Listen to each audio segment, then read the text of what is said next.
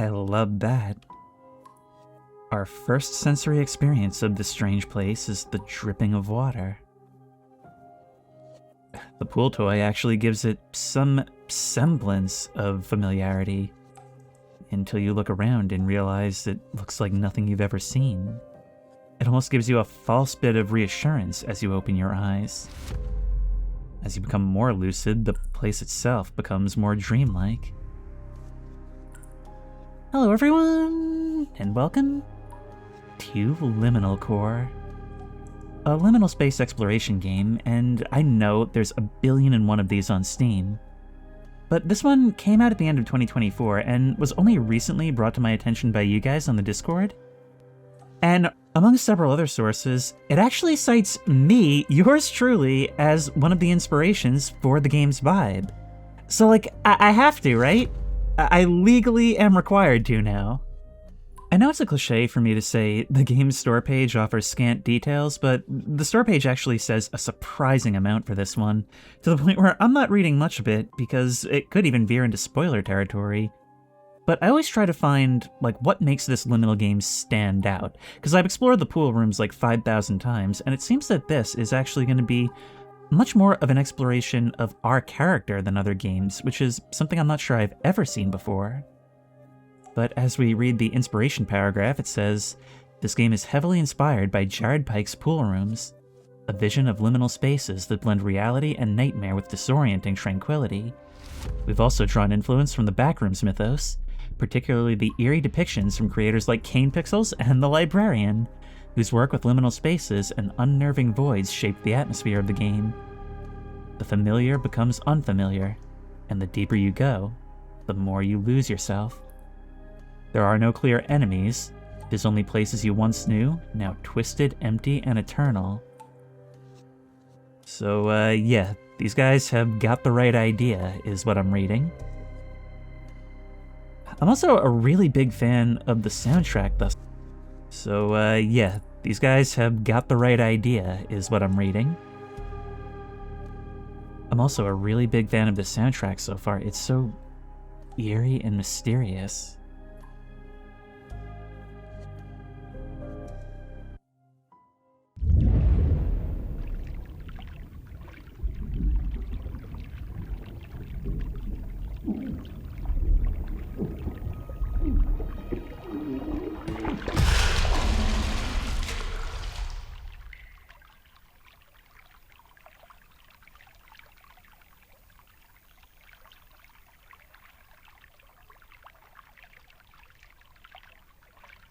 Interesting. We've seen so many games where... Wait. No way! I can actually hear my own voice echoing in here. At first it was disorienting because I can also hear myself in Audacity. Yo! I can actually see my voice catch up on the game levels, like the audio levels. Okay, for the sake of the Let's Play... Hang on. Okay, there's an unstuck button. We can change the effects. We can disable the VHS effect, and we can determine the amount of the VHS screen and fisheye effect. So that's great for accessibility. I am really liking what I'm seeing as far as options. That's like very thoughtful on the part of the creators. There we go. We're going to turn off microphone feedback. That is a very, very cool feature. It's just a little difficult from a Let's Play perspective. I actually thought about just letting the echo be my commentary for this, but that would make this very hard to edit because I wouldn't be able to separate it from the game audio. And it makes sense. I mean, one of the major sensory experiences of this place, where your senses are most of what you have, would be the sound bouncing off the tile. That is a bit more wobble than I would like. I'm going to spend a lot of time tweaking this, but I'm glad we have the option. Let me just say what I wanted to say from the start, though, which is, so often the entrance to the backrooms is just suddenly no clipping through reality, a disorienting twirl that ends with you someplace you can't get back from. And that's part of what makes it so scary. But emerging from water, we can only speculate how we got here. But I wonder how hard of a transition that was. But it's making it very clear from the get-go, which is important for a very character-based game. We are not immune to the very mundane dangers here. We were struggling to breathe. Much like pools, though, I can already feel there's like a decent amount of weight to my character. I can feel the smooth movement of the camera. I can almost feel the individual legs having to swing up and down in order to move. Can't run, though, and we're probably going to want to spend a lot of our time doing this. I am considering turning the grain off, only because so many games give you the option, and I never do it. Look at this. We can actually increase our movement speed. I'm not going to do that right now. There we go. Nice and smooth.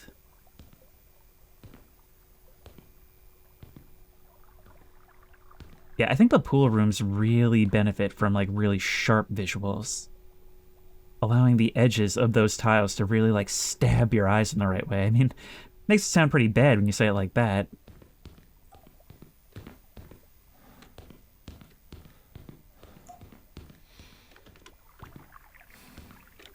Oh, that's... It's doing the pools thing again. I have to catch my breath when I finish running.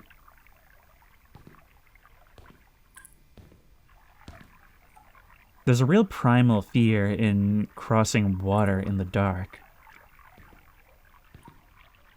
I mean, being underwater, all sounds are muffled, but they carry more. Other than that, all you feel is cold, being suspended, which is so unnatural to humans. And having to do so blind on top of everything, that's uniquely terrifying.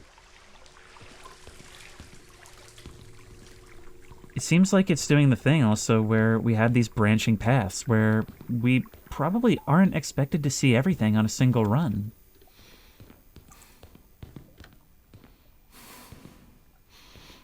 But you can, like, practically feel the damp air just caking onto the walls. Like, the condensation is all over everything, making it so slippery and reflective. Between this and pools, they're definitely sharing a lot of design philosophy of making the player feel like they're here through engagement with the physicality of the player, or the player character. But just once, I want a backrooms game where you can slip on this tile. There's a reason they tell you not to run around pools. These have ladders. If we go in here, is there any reason why we'd want to do that? We can't fit past that side.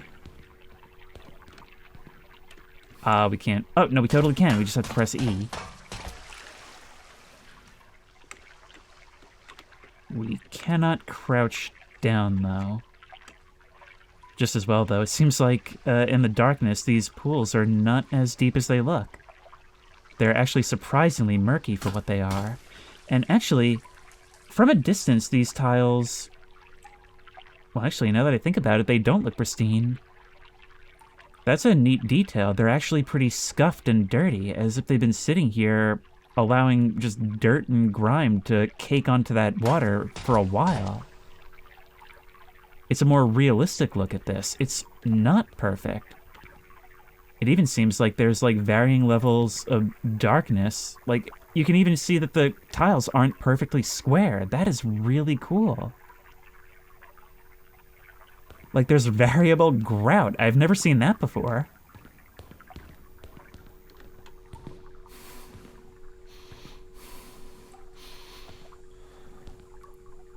Is that the heavy breathing of catching your breath, or realizing you're gonna have to go in there? Okay, it's not nearly as bad as it looked from the side facing.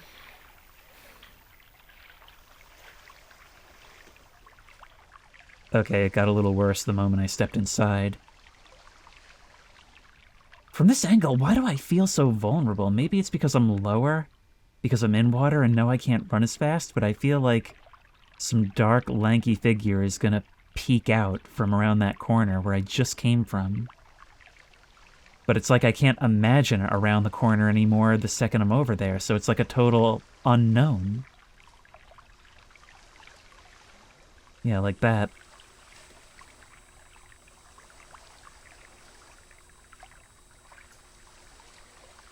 What is it about a small door against a big bare wall that's so creepy? It's doing like interesting variable darkness. Maybe it's a level of detail thing where these doors appear extremely dark until the very moment I get close to them, and then it sort of fades in. It's not exactly realistic, but maybe it helps the game to run better. It is running pretty well right now.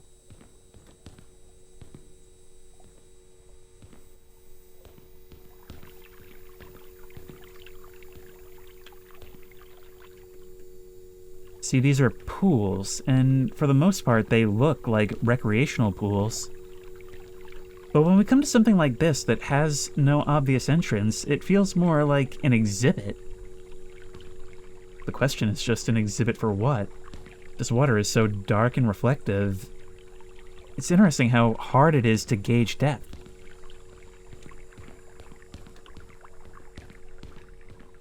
I always come into these things, I feel like, thinking I'm going to have nothing to talk about, and I'm always surprised at how quickly I find things that are interesting and unique. Even if the environments are things that, on the surface, I've seen before. Ooh.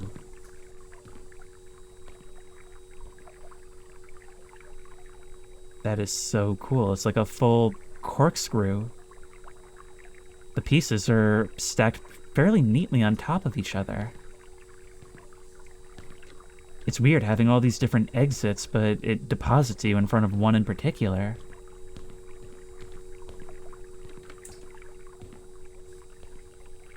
Okay, so we could just take the stairs like some kind of friggin' nerd. I'm so sorry that I never heard of this game until now. Cite me as one of the inspirations on the page and I don't even know about it? It's taken me so long. Something that's kind of cool to do, I found, is just look at rooms from different angles. You could just rush through and see it for what it is, for your path.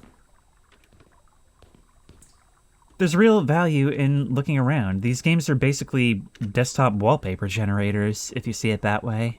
I'm gonna be hitting F12 a lot during this, I can already tell.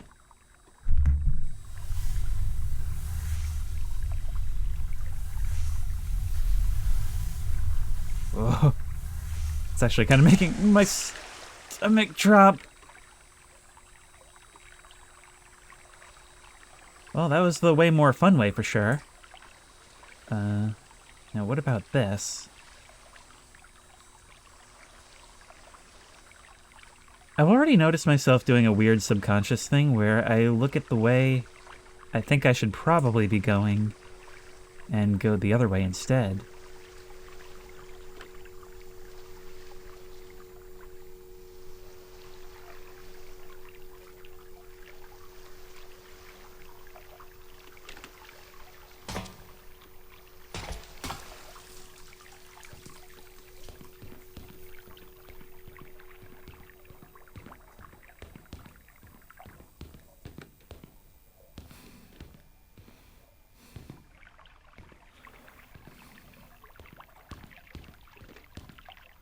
Oh, it's just a pool. See, that's the cool thing about setting the expectation that anything can happen with the architecture. Is I'm approaching this, and I have no idea if it's going to be like the petting pool at the aquarium, or if it's going to be 700 stories straight down. And for all I know, it could be just underwater. Well, we've reached the blue tile section. Oh, look, if we get close, we can actually see a little bit of a shimmer in the reflection.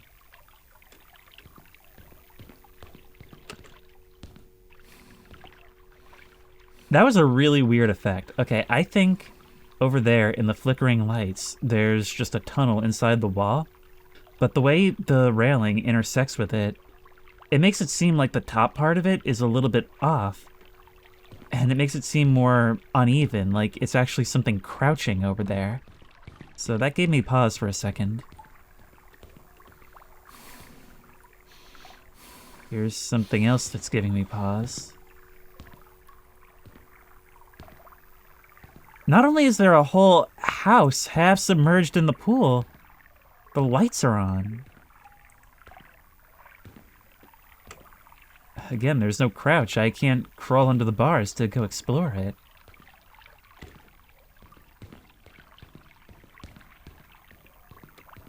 It's also kind of strange. There's no window on the front. Imagine seeing just a dark silhouette watching us from up there. Like we're the weirdo crossing on the street at 3 in the morning.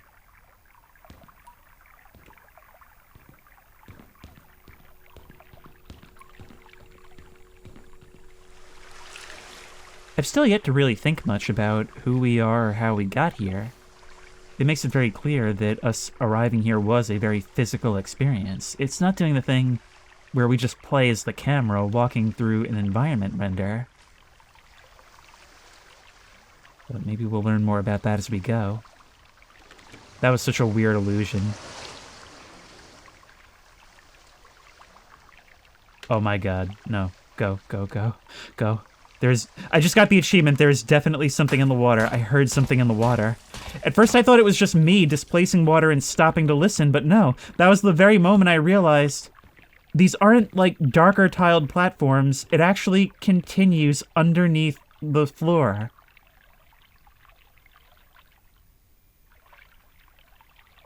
By the time I caught up, I realized I am not passive in this. If something is coming, I need to get to the ladder now.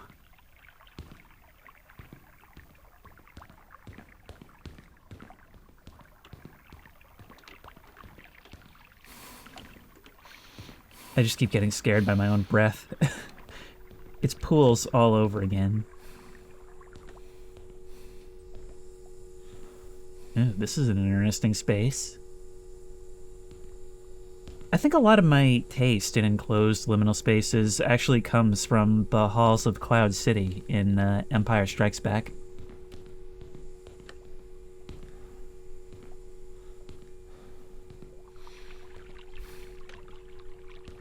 And I think I might have even dreamed about that place a lot when I was younger. Because there are so many images of that place in my head that I swear I saw, like images that I fixated on at the time, that I go and I skip around in that movie and I'm like, I can't find that particular visual.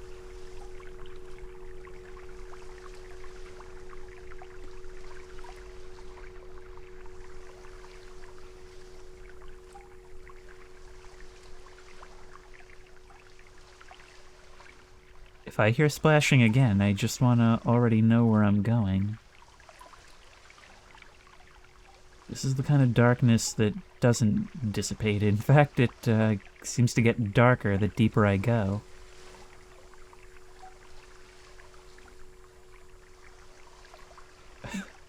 Watching the light fade before my eyes. Again, I'm pretty sure it's a level of detail thing. Maybe, but either way, it does sort of give this game its own visual language.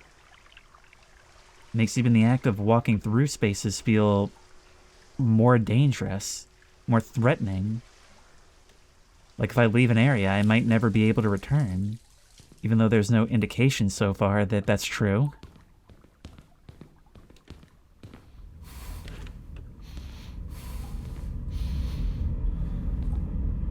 Oh no.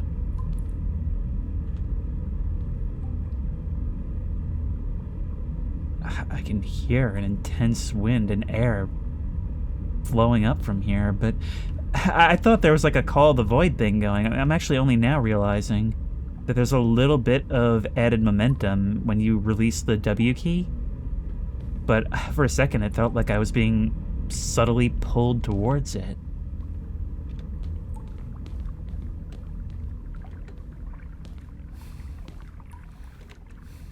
But yeah, I wasn't taking any chances there. I got so close to the edge and I heard the breath in my ear. So let's take some more chances.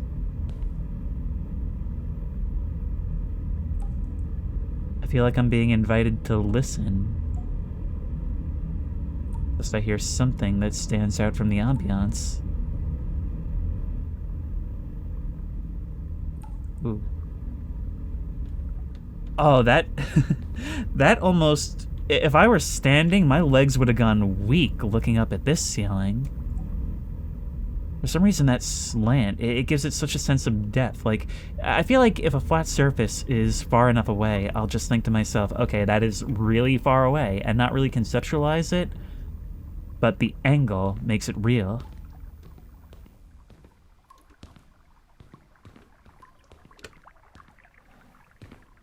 What is that? There's something down there beside the walkway. Yeah, we could take the easy way and go through there. Whoa.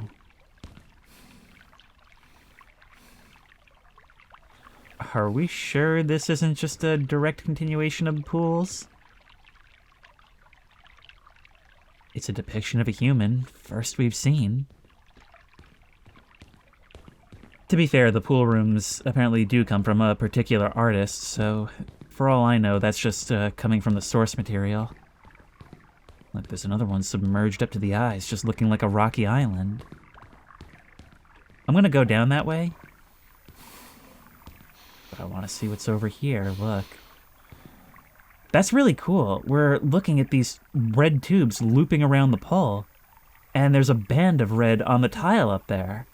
So it's sort of like continuing the pattern without actually continuing it. Like, my eyes want to follow it up to see just how high it comes from, but only then do we notice that it actually connects to the wall over there. It's weird. It almost feels like the architecture is trying to fool you, but for what reason is not at all clear. Like, why would it want to fool me, and what is it trying to fool me into thinking? I'm still going back. I'm pulling this thread. Give me a second.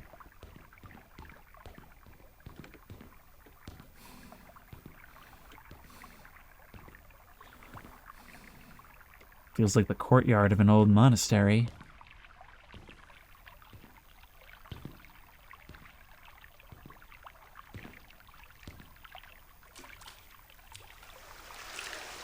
Is this middle part deeper? It is just a little bit.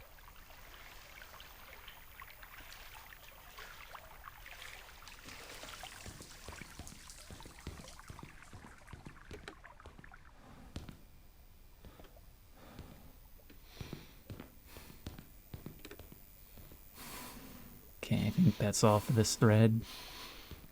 I'm kind of wondering if both of these paths don't just lead us right back to that chamber. Like, if this isn't where I would have ended up had I taken the right instead of the left when we got down that slide. That freaks me out when, like, the colors of tiles make it unclear what the actual depth is. I think it's because I still remember at my family's vacation house that I've shown in a couple of videos, there used to be a jacuzzi room. It's a game room now because the thing was a pain to maintain for a place where people aren't at for a long time. But there was this one drop-off in the center, and of course it's a very, very small pool, being a jacuzzi and all. But to, like, a really young kid, it was just like a significant dip in the middle, where the water was just dark enough against an already dark surface that from an up-down perspective, it could go on forever one day. Megalophobia, fear of giant objects. There's something really unsettling to me about a pale white eyeball halfway submerged.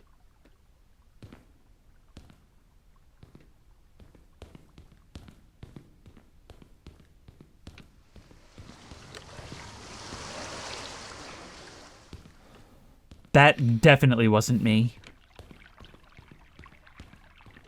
We could go in there, or we could take our chances with the other tunnel. Only difference between them, one doesn't have a giant guy in front of it.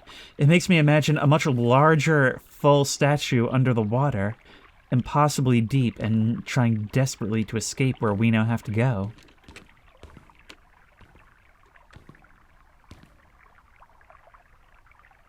Screw it. Mama didn't raise no chicken, right?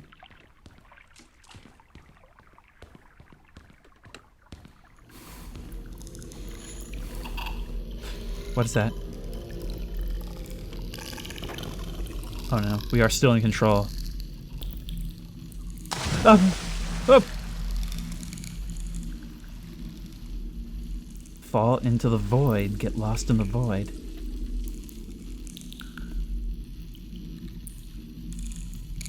Oh. Now I'm back. The worst part of this is that I am in control. The only thing we can do is walk backwards into whatever is making these noises around us. It just ends.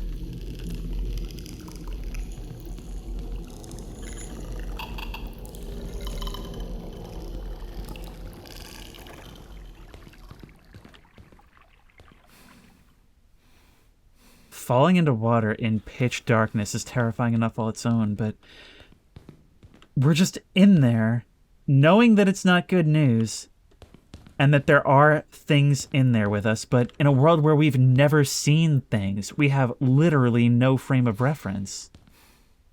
Sounds like insects, but that's just my own brain conjuring images. And we have to walk backwards. Like, this game knows exactly how to exploit those fears and make you feel helpless. Same thing in this direction. They're in both tunnels. What if I just stay a little while? What if I become one with the void?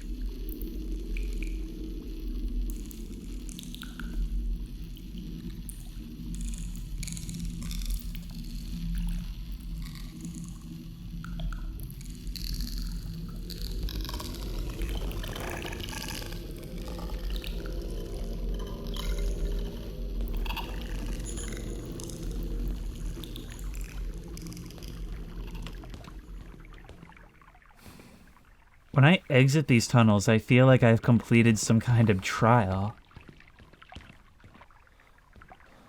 Yeah, sorry, room. Sorry for doubting you. Turns out I was right the first time. I should have just heeded your warnings. Keep in mind, that doesn't make me really feel any better about you.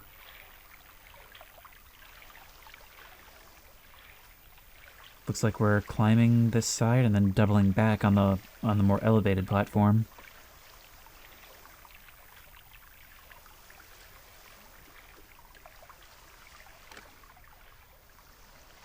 Okay, for a second, that looked a lot like a person's shadow. There's no source of light back there.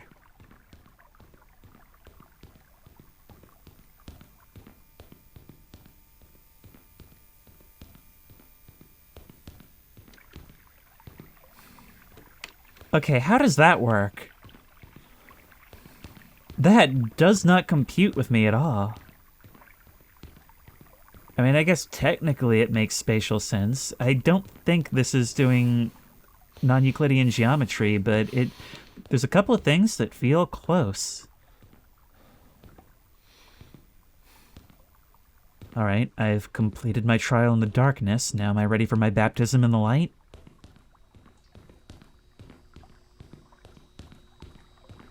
We can only hope.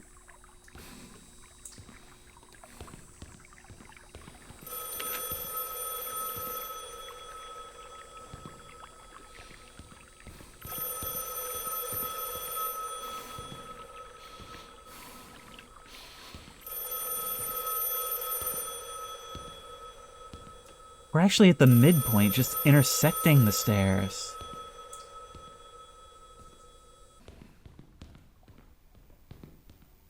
What's up here? More darkness. Oh, this feels almost like a subway station, the way the stairs go up and out of sight.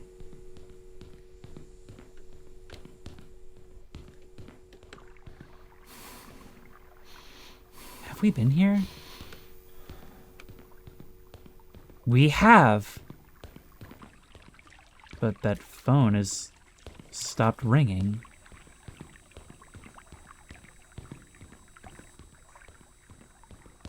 Have we missed our chance for something? Wait, what is that? I'm squinting at it, but there's something up ahead. That looks like a person.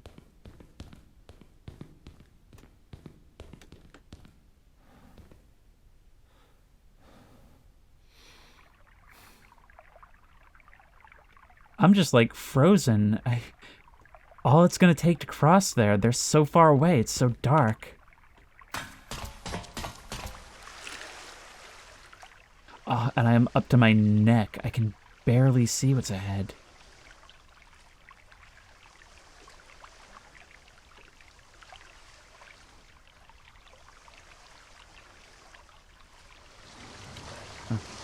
Something's in here. Something's in here with me.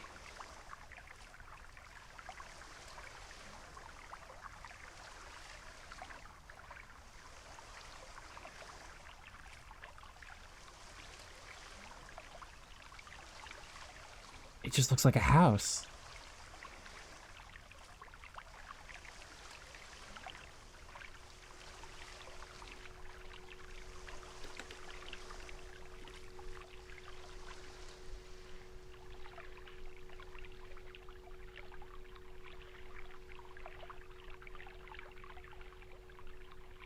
Look at this. It's like the game's depth of field won't allow me to focus on you. That reminds me so much of, like, how dreams work. You always know what you're trying to get towards, but you can never quite focus on it. You can never quite reach it. It's this weird, almost unexplainable state where something can be right in front of you, but you just can't make that connection. It almost feels like a disability, and yet you're left with the sensation that it's always been this way. Well, we could sort of focus on you by not looking directly at you. We can't touch the phone itself. We could go upstairs.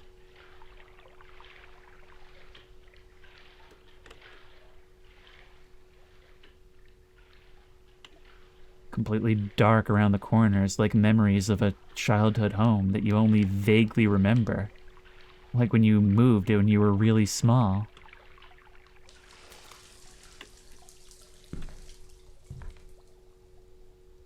Man, I knew you were going to be there, but that is still a terrifying visual.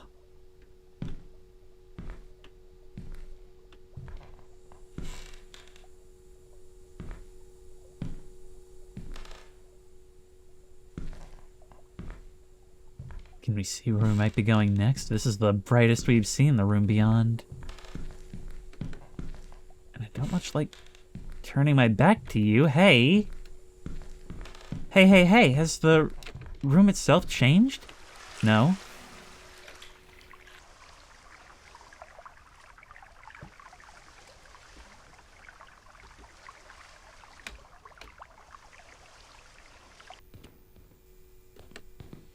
Okay then, I hope I didn't miss something by not getting that call.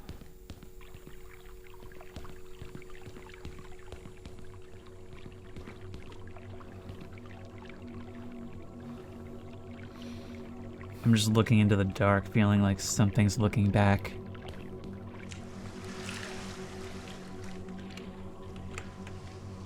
Fortunately for me, I lack the ability to crouch.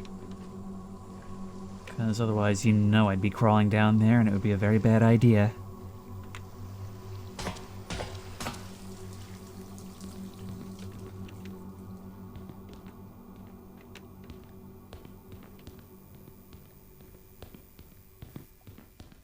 Just a bad feeling that passes as quickly as it came.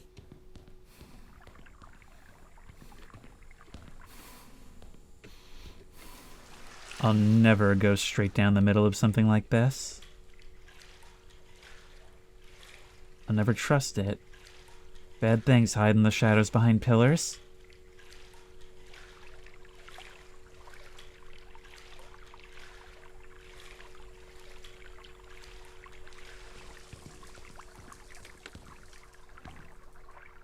Huh.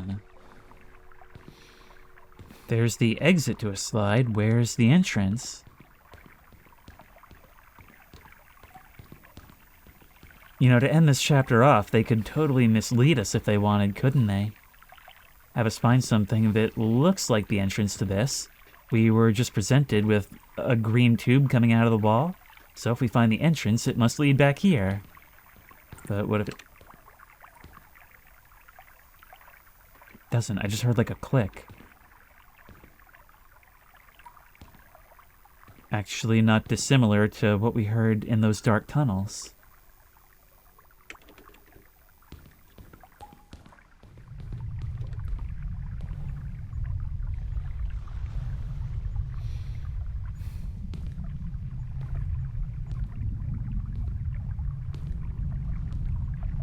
There's nothing but a rumble. There's a rumble coming from within. And something more, the kind of thing that makes me think any moment a giant hand is going to reach out of the shadows and grab the wall, followed by another on the other side, and the implication that you won't live to see what kind of head pokes through.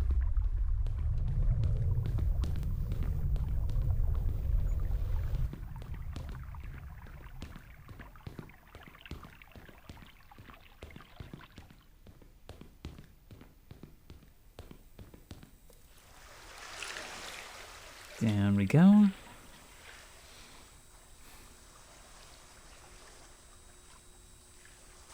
Oh. Well, if that's the entrance, I don't think I'm going to be able to swing that one. Or maybe that's an alternate deposit. Maybe there's a Y-split somewhere in the pipe. One end leads to a fairly benign conclusion, the other drops you straight down into shallow water.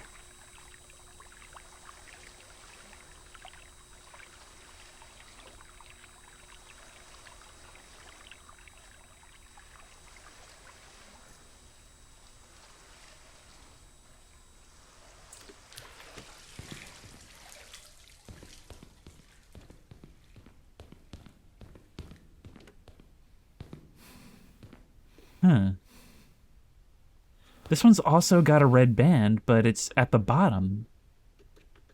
Wonder if we're supposed to be on top of the other one. Well, that was a red tube.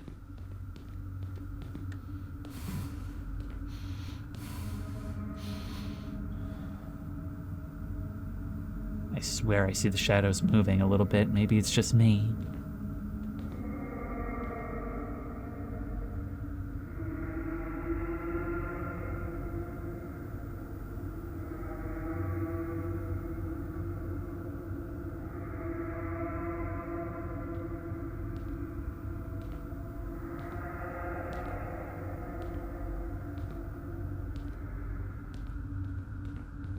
This game does a lot of things really well in this genre, but so far what's really making it stand out to me is the sound design.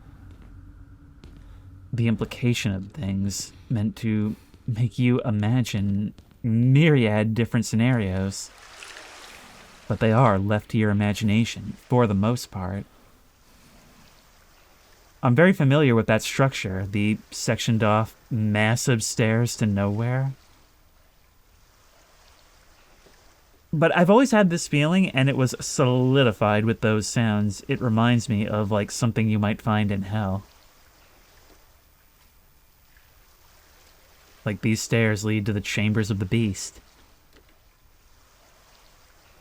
There is another door in the wall back there, but I feel like following this is my current main objective.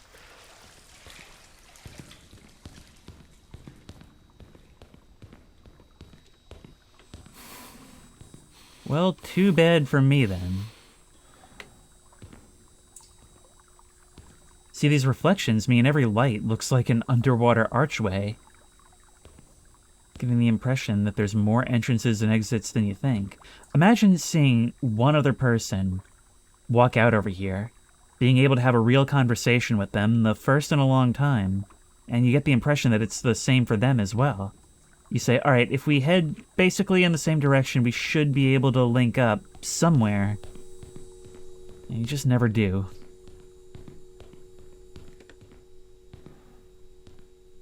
It is not getting any brighter.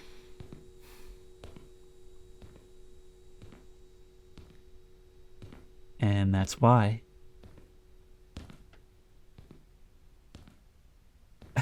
I'm actually pushing myself to walk slower because I feel like you are 100% tripping. These slippery wet tiles in the dark.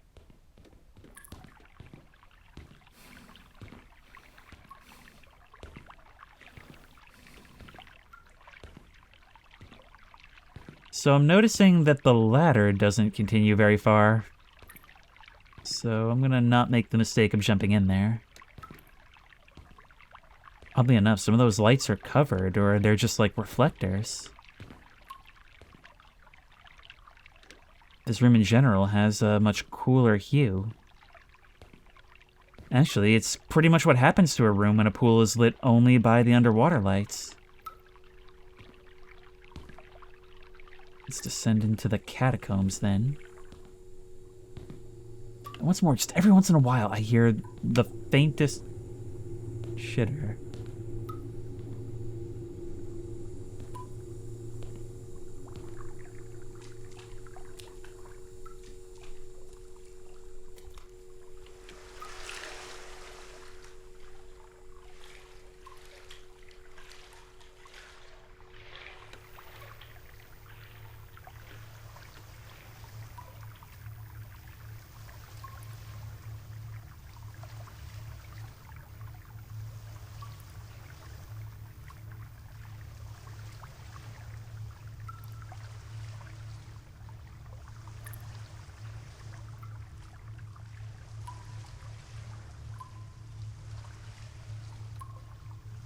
Oh my.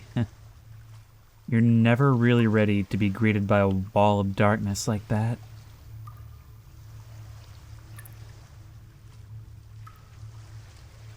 Why am I even going in? I think I'm a glutton for punishment. I think I'm deliberately seeking out whatever scares are in this game. I mean, of course, that's the point of the channel. But this is the kind of thing that would lead me to be the person who dies in a found footage movie. Or, well, the cameraman always lives, of course, but in found footage horror, they're only really guaranteed to make it to the end. I guess I would secure my slot up until that point as a survivor. But I'm the kind of person who can't stop documenting. Exit. Oh, I'd never tried that before. I accidentally leaned on right click, and we zoomed right in. It's a toggle.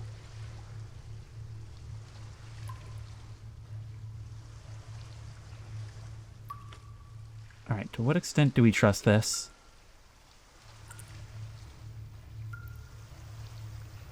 Either it's real, or it gets us and we get entertained, right?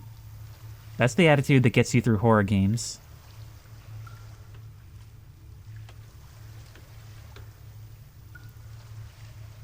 Well, it seems momentarily brighter here.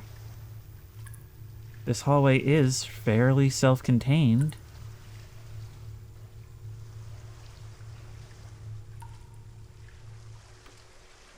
Well, it's the exit to that room. Also worth noting, that was plain English text. Different interpretations of liminal spaces will have differing thoughts on the use of that. But here, we've not seen like a bunch of little like safety signs or other things that could have ended up here or things that could be emulated. So far, that's all.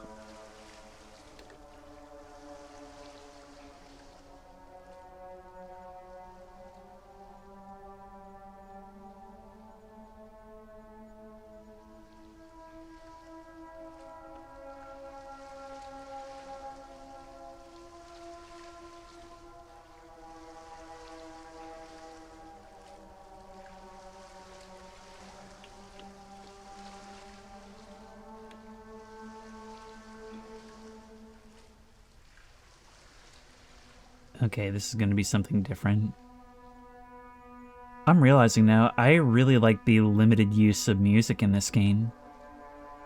There's an argument to be made that there shouldn't be any, but it echoes in a way that feels like maybe it's diegetic, maybe it isn't. And it sort of imbues rooms that you might not otherwise give a second thought to with some sort of emotion. Well, usually a feeling of ominous predation. But it's really cool it's a cool way to emulate the human emotion of being like, I don't know why I'm feeling this way, but instinctively I just am. Oh my god, that's...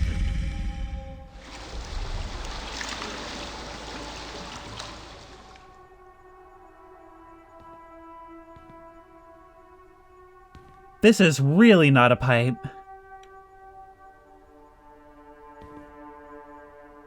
Thankfully, we can't get down there, but I don't think I'll ever trust a slide again not to deliver me here. Look, they made sure every color and variation is here. That's one of my favorite kind of scares, my favorite kind of jump scares. The thing that doesn't pop out of nowhere, but is always there, that you saw, but just didn't register until it moved.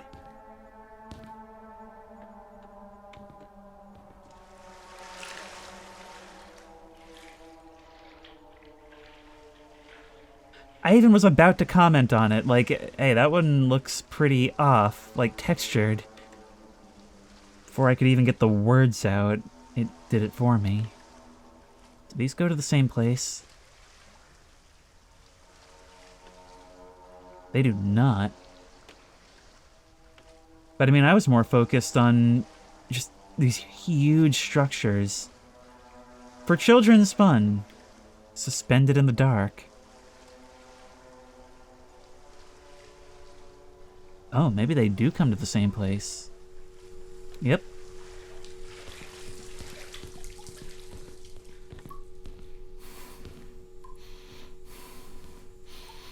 Well, that's scary for a number of reasons.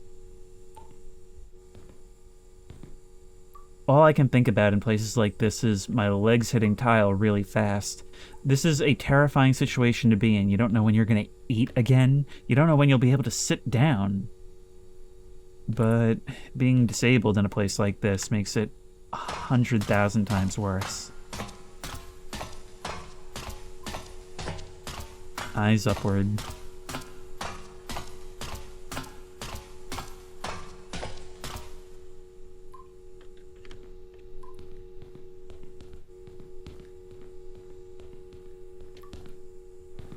So you remember what I said a second ago about not trusting these slides ever again? Well, the thing about trust is that it's a two-way street. And when you don't have two streets, you only have one way you can go, and so you just have to trust.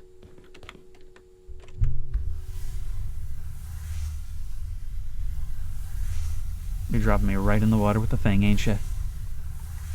Ain't ya? Come on. Oh my!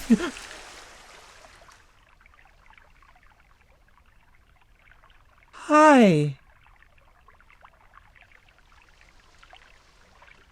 Might I say, that is one rare Pepe. Ooh. Oh my.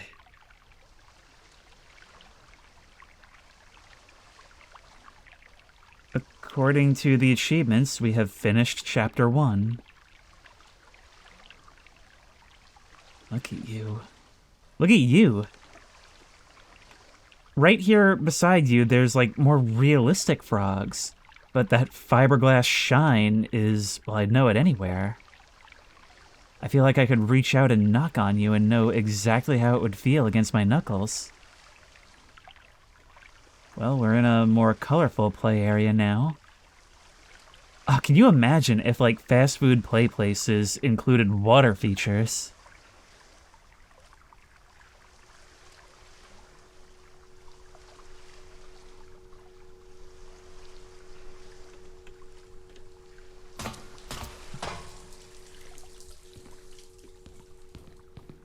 Look at these mushrooms and plants. I can imagine them acting as like rain umbrellas, dispensing water. The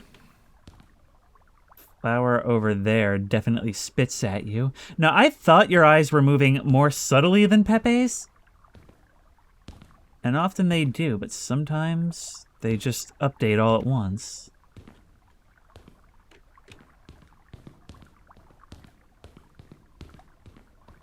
I feel like if I were here long enough, I would go insane, and this would be like my hangout spot.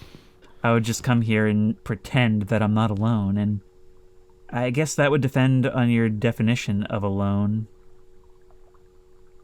This is freaking me out. The more I look at it, the more I feel like it's subtly turning its entire head.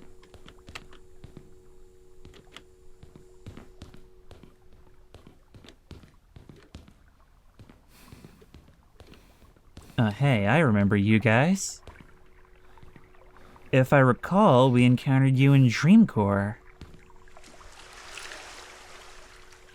Your eyes don't seem to follow me, but it makes it kind of tough to tell.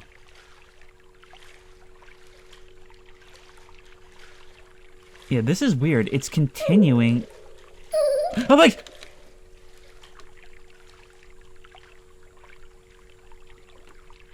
That was right in my ear.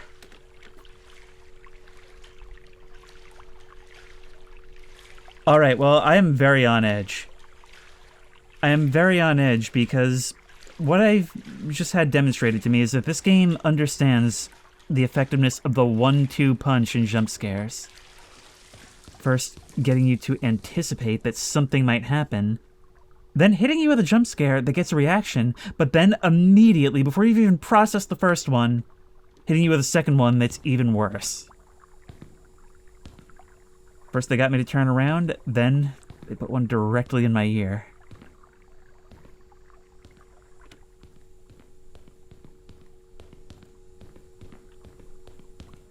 But yeah, this is definitely doing something that is adjacent to pools, like the play place aesthetic, but not one you typically associate with pools.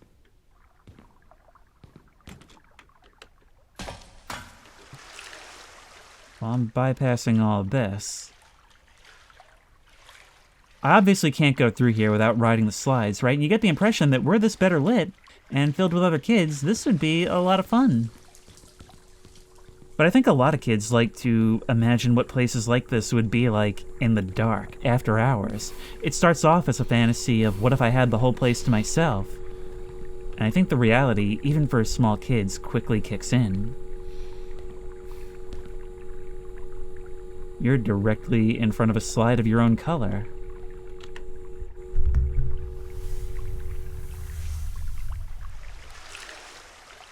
Howdy.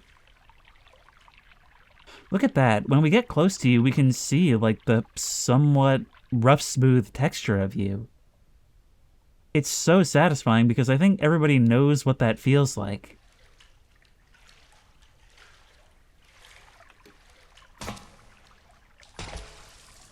And it's interesting that even though they didn't have to, they went to the effort of making sure this place was, like, texturally correct.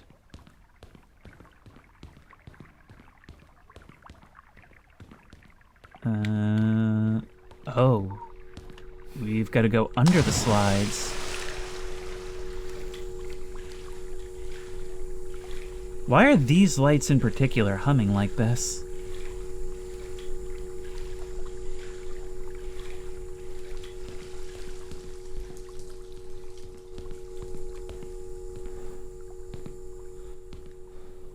You know, if we can get a nice vacuum system going, we could start a pretty awesome postal service in here. Look at that. The very bottom part of your eye is submerged, and that's refracted in the water, and almost makes you look sort of weepy. In fact, the black of your irises is diffused, and it just sort of looks like bags under your eyes. It's funny how just these visual illusions turns you into an impression of something you're not.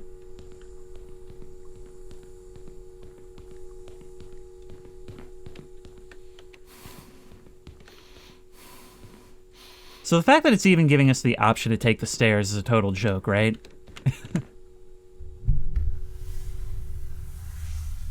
Oh, I'm gonna pay for this one, I feel like. I guess it worked out. Oh, look at that ceiling. This has got 90s written all over it, but it's like colliding with the pool rooms.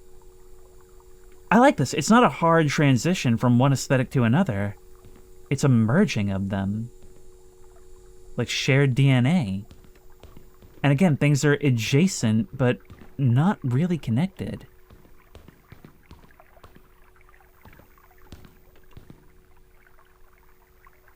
This is bound to kill me, right? I can't even see a way back up. Okay, it won't let me interact with it.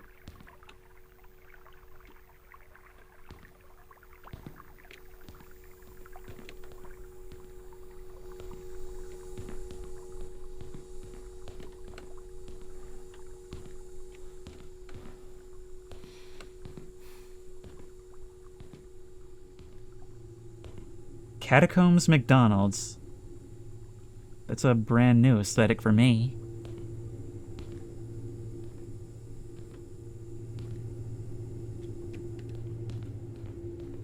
This feels like an interrogation room.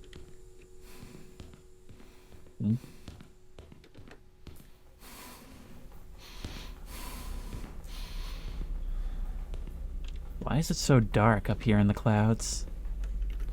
Once more, I am just taking screenshots all over. This is a beautiful looking game.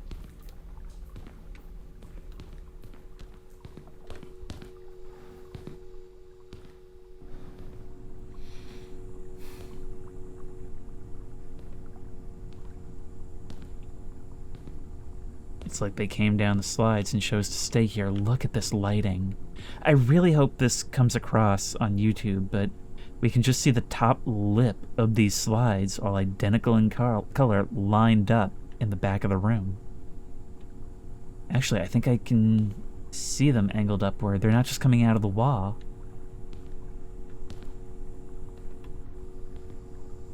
We could take this slide for ourselves.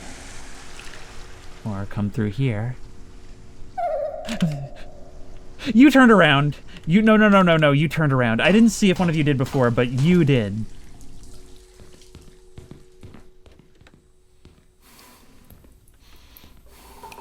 Oh. So you make frog noises. I like that sound. It's sparingly used, but gives you sort of like a mischievous, playful feeling to you, which suits the character you outwardly present. It's the moments you choose to do it that make you feel more sinister, like you're deliberately toying with me. It's these things that are just inanimate objects until they're not.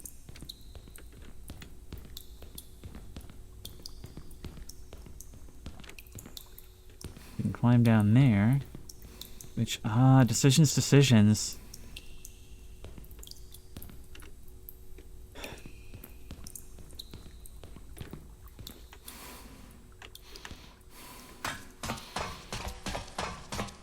Like, I could just double back and try to see everything, but I'm also trying to keep it flowing. I'm trying to keep it moving.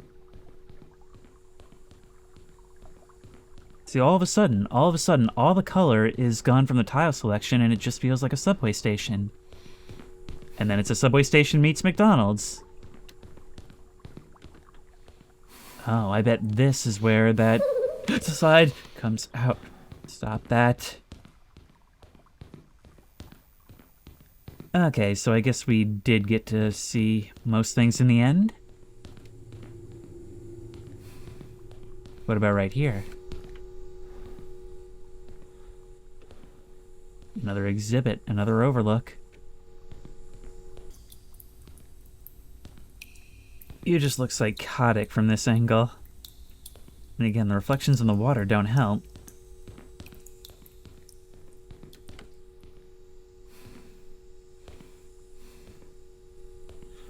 It's counting up by seconds.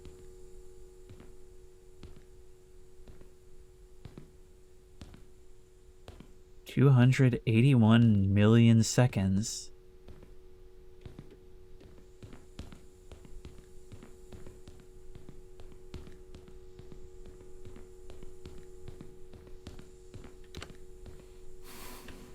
Oh.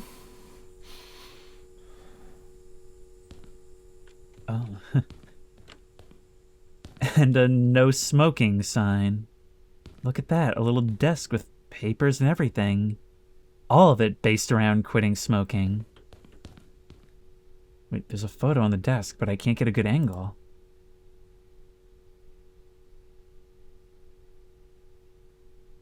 A standing mannequin casting a shadow into a hallway.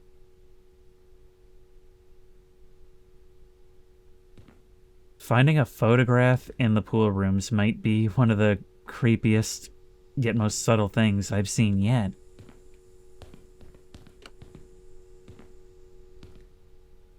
Ain't nothing subtle about this place, though. Oh.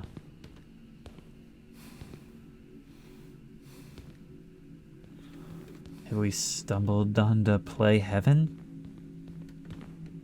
We can go up or down. Ah, decisions, man. Let's go up first and then head down. This might be a little while. Alright, so call out if you see a main license plate. Actually, call out if you see any license plate, because that means there's a car. And if there's a car, there might be CDs that I can sell on eBay when I get out of here.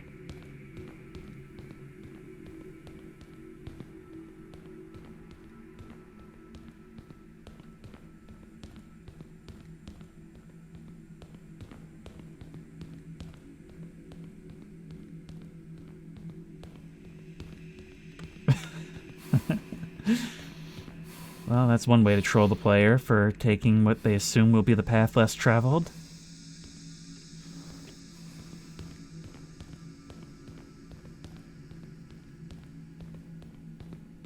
Caution, under construction.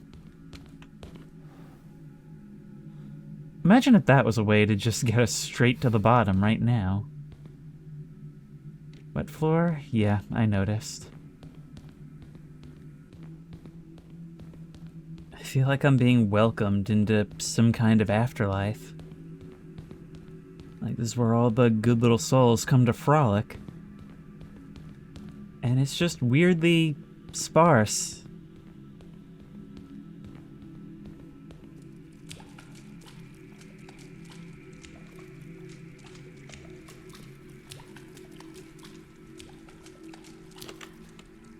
Ah, the swings actually have physics.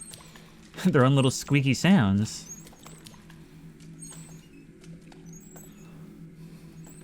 This might be a new one for this aesthetic.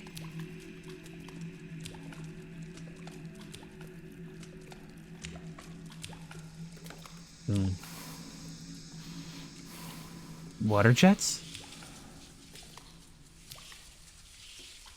My video game instinct is that I have to wait for them to turn off so I can go through.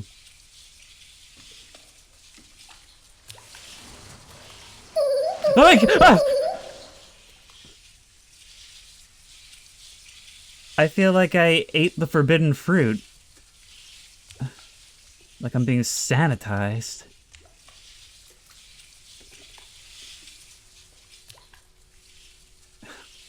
We sinned and now we're cast out.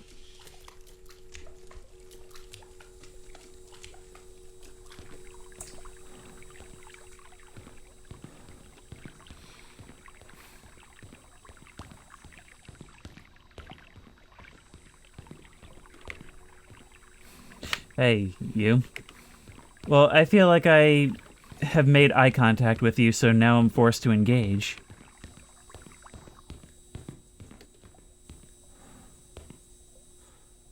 Look at this place.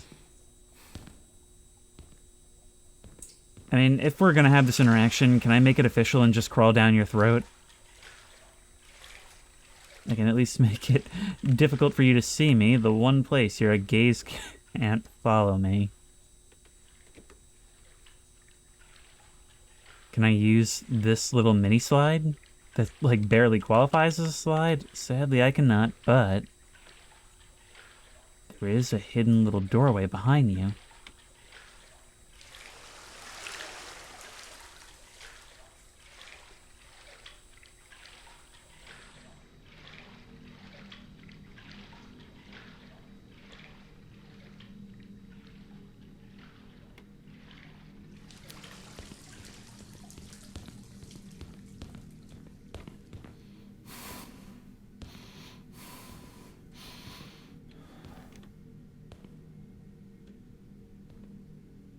Did I just see a light come on in one of those windows?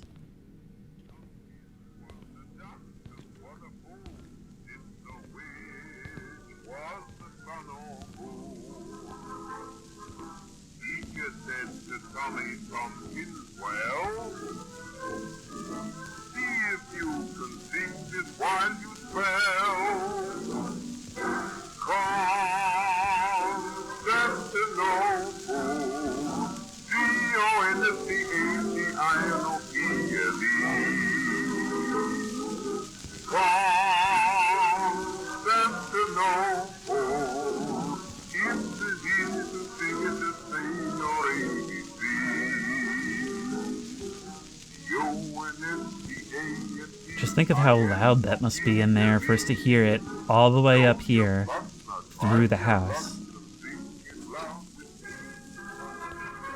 Raising so many questions, and these rails prevent us from even trying to get answers.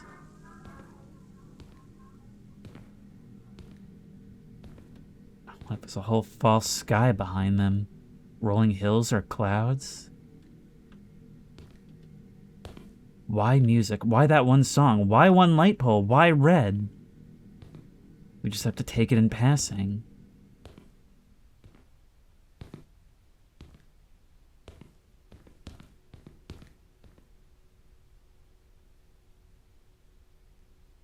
A ball pit at the edge of infinity. I mean, I've heard of infinity pools. I'd never considered doing it this way. Look at that. We can actually see how precarious it is with all those balls just bunched over the ledge, which I now realize is not a lip. They're just piled up on there on a flat surface. That is absolutely terrifying. Look, that slide, it doesn't just go over the edge. It curves straight down. So much of this game is just looking at children's playset setups and thinking, I don't like imagining a bunch of kids actually using this. I mean, all critical thought would say something like this would never be built. Something like this would never be used by anyone who looked at it. And yet our first thought goes straight there, and no matter how unrealistic, it's disconcerting. And I think it's because, look, in so many ways, dreams, nightmares are about preparing you for whatever fears you have in your waking life. And when you're a kid, those fears are going to look different. This is just bringing them back to you, you recalling those fears as an adult.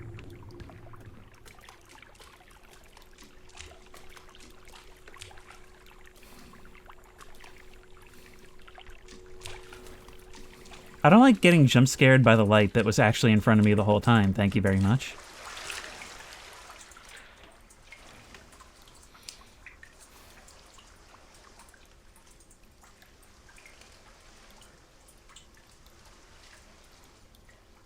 Plants. Hey, howdy. I'm gonna go see if these leaves are edible or poisonous. Either one would help me out here.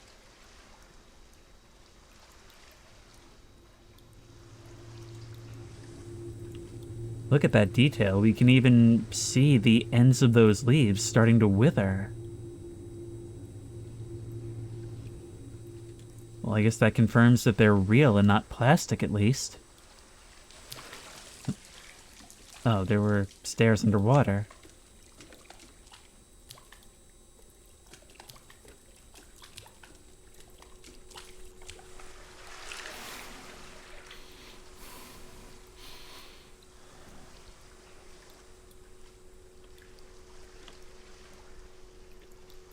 I was just thinking, the reflections are like weirdly colorful sometimes, and I'm not sure where those colors are coming from. Is this going to be where we have to go into the dark? Because it kind of seems like this is just leading us back to Pepe. It is not. It's just an agonizingly slow walk over there. Hey, Protag, are you capable of doing one pull-up where half your body is submerged? Oh no, there's stairs. We're good. It's just that we very recently had experience with this game being totally willing to send us on a wild goose chase only to have a dead end.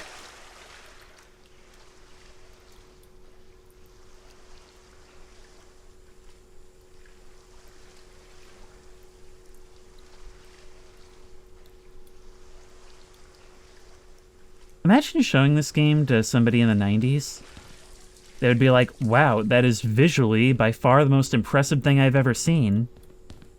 But all you do is walk around in places?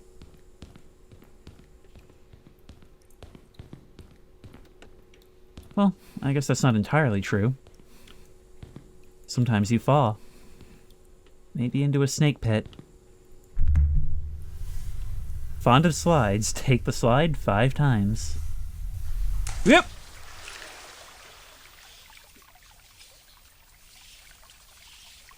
I sinned again. Oh look, a lazy river. I feel like I'm supposed to have an inner tube for this.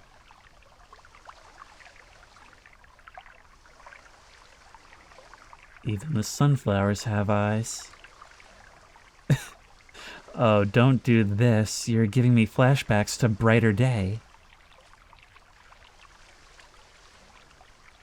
Although there's nothing brighter about this.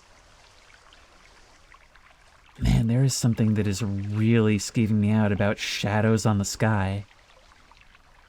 And look, we can't see the rest of this room because the grass is too high, the artificial grass, but we can see that there's so much more to it.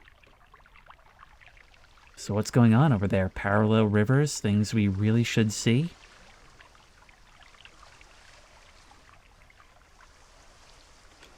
I knew the mushrooms would work that way.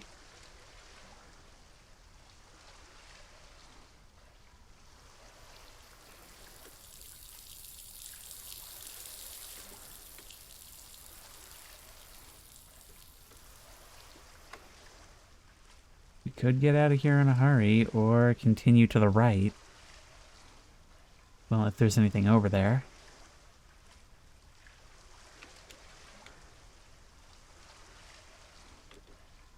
There's also darkness on the left.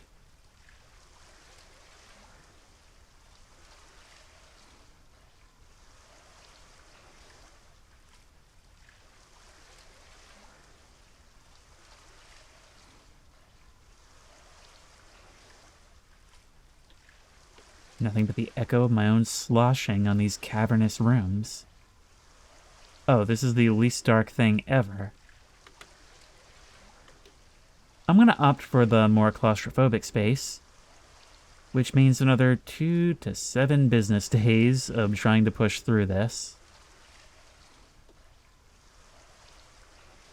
Still, I need to once again show my appreciation to this game for having, like, a lot be configurable. From the visuals to our character movement, even being able to change our speed. I mean, for my style of commentary, it definitely helps to be able to move slowly. I can't imagine doing something like this while just sprinting and bunny hopping like in Gary's mod.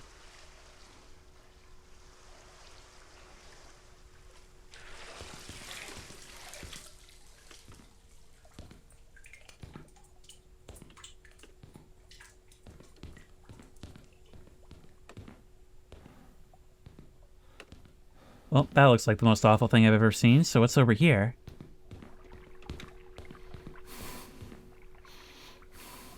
Keep scaring myself with my own breath, and it seems to be at very particular moments, which is why I don't ever get used to it.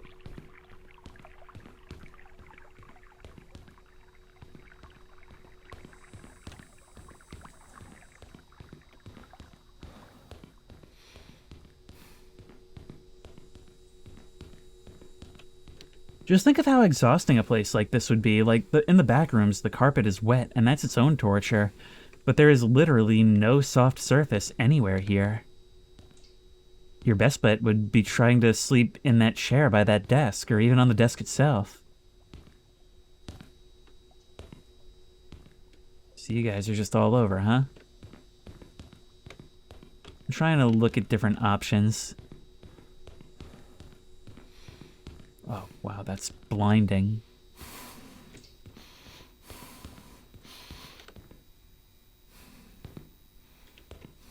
Don't fall in, please. No, I think that's all there is.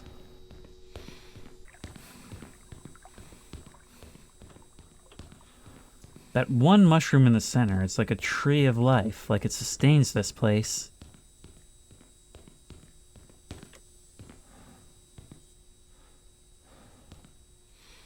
The central inflow. Oh man.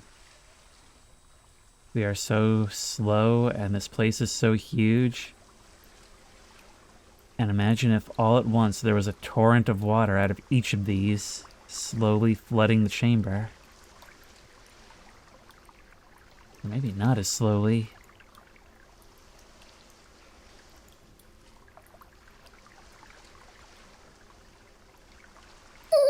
Yeah. Sorry, that didn't even scare me because you've done it before. What got me was you turning to face me. I was expecting to turn around and see you facing me.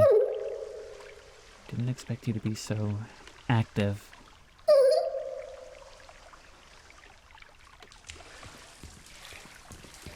If you can't move, I'm just going to start declaring you my subjects.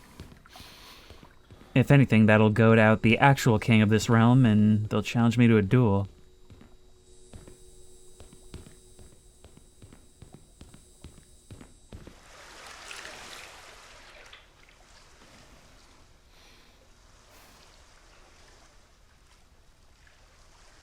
It kind of feels like we've climbed all the way upstairs, doesn't it? But this is a little more like where we came from. But there are remnants. In fact, we've already been here. Since we've been granted this opportunity, why don't we come and see what's here? In the subway, look at you, you're embedded in the wall. Although no less nosy. Your friends are here too. Everywhere. And the worst part is that they're not at a glance.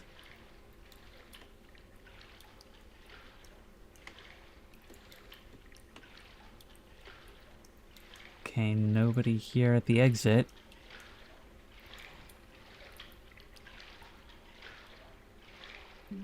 Unfortunately, that means no way for us to use it either.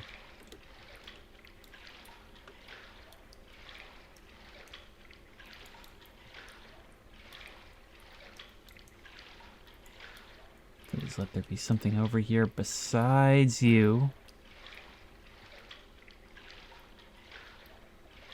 It just looked like you were already facing me. But there's nothing here. There's a tunnel here. This isn't the door we came in through.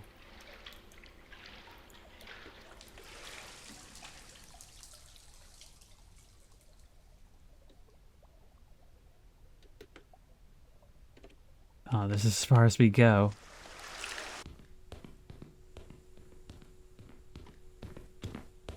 We can cheat a little bit.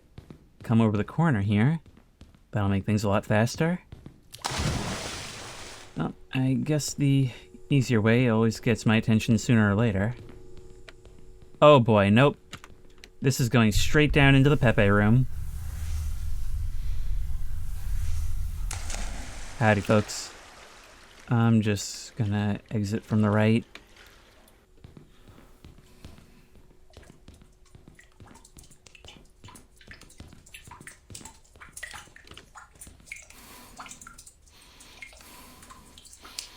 Funny enough, down the end of this hallway, the dripping is much more apparent.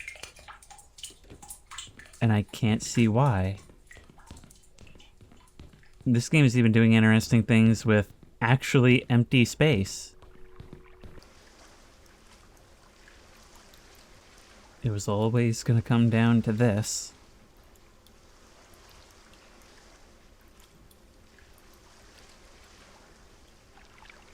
You know, one of the more popular, I guess, sub-hobbies of urban exploration is draining, exploring drains in cities and rural areas. And it ain't for me. It's not exactly as bad as caving, but conditions can change on a dime. You're in the last place to know that they're doing it, and next thing you know, you're in a nightmare.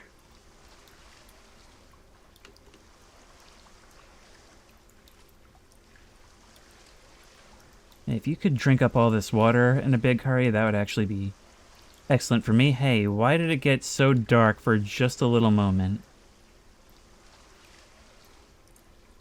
It's going in and out.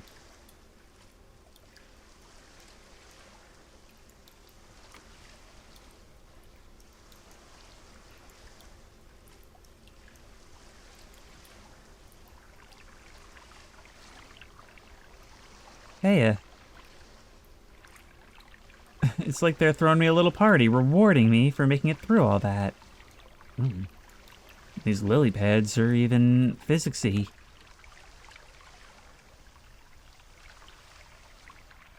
Maybe we could string some together and build a raft. That would probably be useful for somewhere in here, right?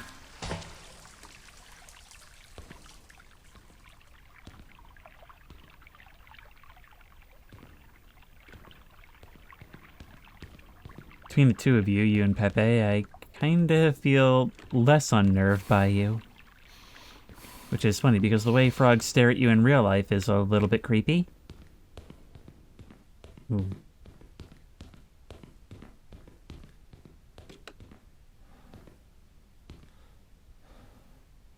Seems we're leaving the pool party and heading to the party rooms.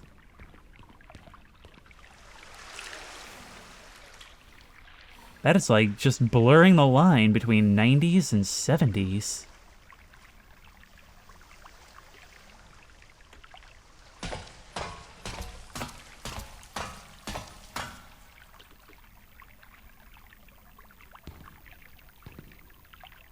A stomach-dropping keyboard if ever there were one.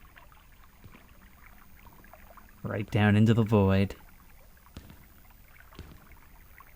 If we go down the red slide, nobody can see the streak of our blood.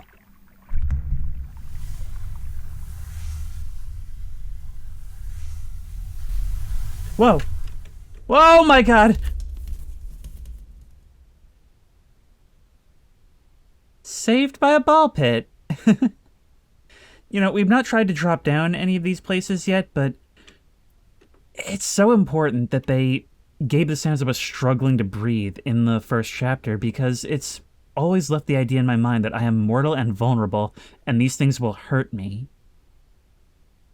It gives more weight to a drop like that. Look at this. We're actually pushing through the physical balls. That is insane. It's completely obscuring our view. That is so satisfying, but it's completely obscuring us. Now, when's the last time I was in a ball pit to have this joy? And this is what I'm talking about with the physicality. They easily could have had this just be like a raised texture on the ground that you wade through. But this makes us feel like we are in a ball pit. It lets us engage with what the place is. And that's so important, you know? You need the sensory experience to work when there's nothing but your senses. No other goals. But anyway, I got the achievement for completing Chapter 2, so I guess that means we're done. That slide looks like a fruit by the foot.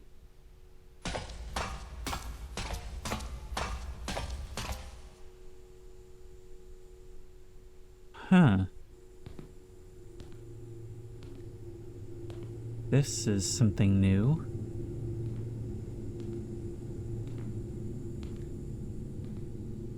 Feels Beetlejuicy.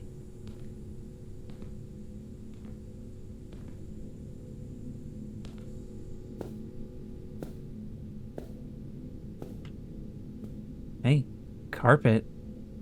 Or at least I think it is. It's actually the same texture as the wallpaper and the ceiling. Or similar to the ceiling.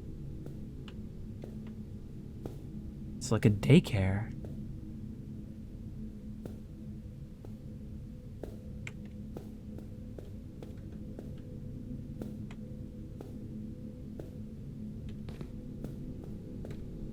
Just one toy animal left standing guard at the doorway.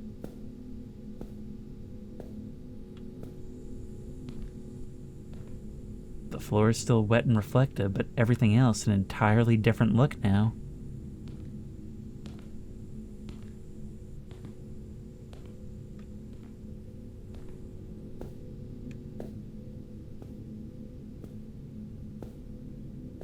The whole thing is like one giant train engine or a truck.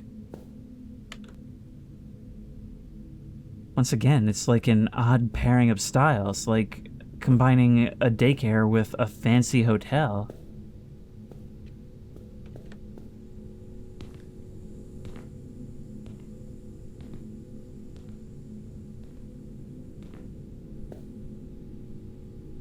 Familiar place, the achievement reads. This place seems familiar. Look, all their little puzzle blocks out. Craft pencils neatly in their little cups. This place does seem familiar, or probably familiar to most kids, but not this place specifically. Just the feeling you're left with.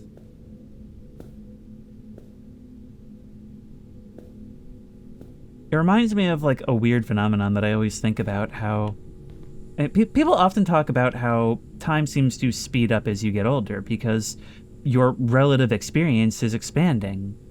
When you're a little kid, a year is like a massive chunk of your life, but it's not nearly so much to somebody who's lived for 40 of them. Well, when you're a little kid, there's this weird thing where you get the sense of it's always been this way. You don't remember suddenly snapping into consciousness. Well, I guess to some extent, some people have those memories. I was in this like preschool program called Kiddie Club at my local rec center, and I can't remember ever starting that. I just remember being there.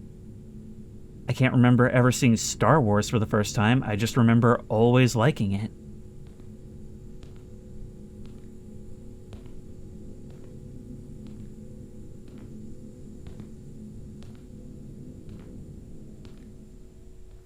Ooh.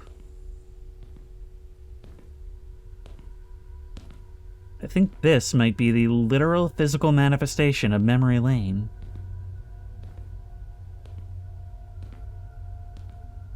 And the ambiance is taking a more sinister turn.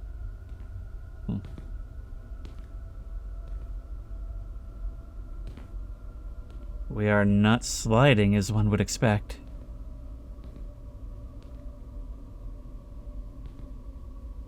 Gravity is turning along with us. Like the forces of reality are what's twisting this hall more than anything.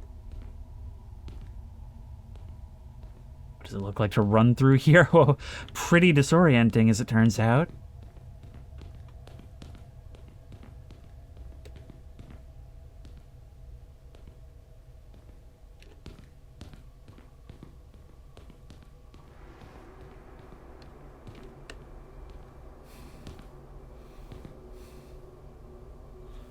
I feel like I'm being confronted with something personal.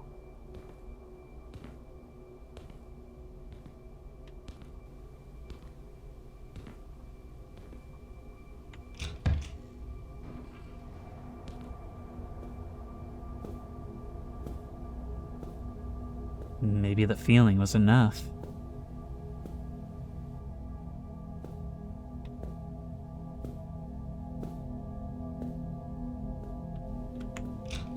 Oh. Oh my...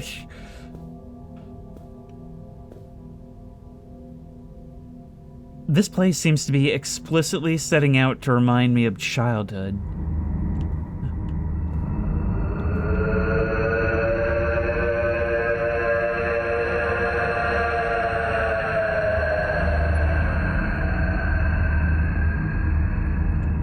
I felt like if I moved away, that would be backing down, and that would be a bad idea. Just an instinct.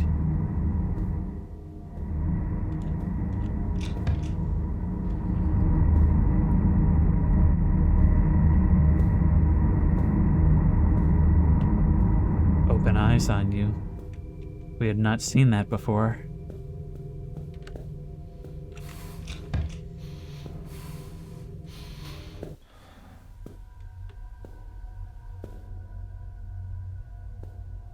The whole ceiling is one mass of light. Wait.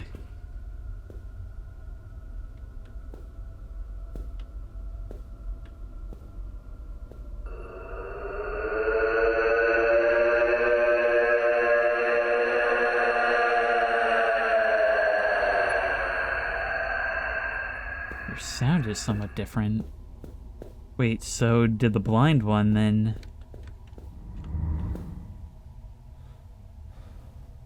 Wondering if it was meant to have a sound. But no, I can only hear the continuous roar from this one. That one felt like anger. We were someplace we weren't supposed to be. That is an absurd sentence in here, I know.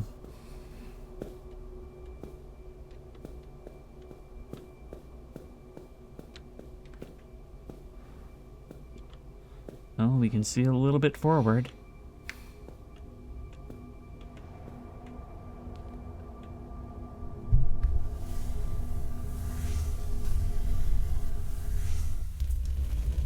And stuck the landing.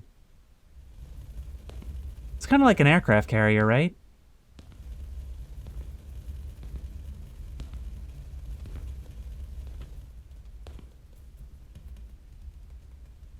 It was small, but I feel like I may have just heard balls that weren't mine. Somebody's gonna put that in the quotes channel. So hard to tell because I'm knocking them away from myself. Wait, if I get a running start, can I? Yep. Ah, no. I wanted to see if I could knock those off their pedestal, off their ivory. Oh my god! Oh no! I have a playmate! Hey, you're not actually gonna do anything when you reach me, are you? The implication is that you might. Do I want to find out? Should I be turning my back on the other one is the next question. Waiting until now to see you actually move from your spot is some nice restraint. Can't leave your element, can you? You feel like the one adult who's really, really tired but knows somebody has to watch the kids. The netting is open right here. Maybe that's just like a texture clipping thing because it's the same all along the wall.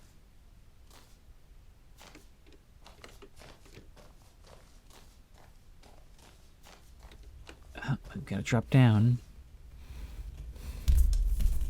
It's a visual maze.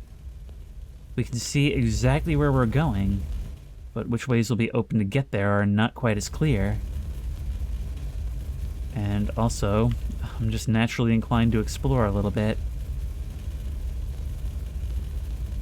Seems like the balls don't bounce around quite as much here.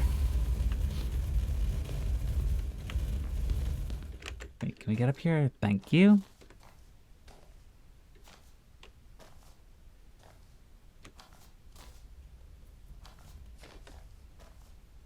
From a distance, I can't quite tell if that's going down or up. My worry is that it might be both. That you can fall from above and go past that exit. Whoa.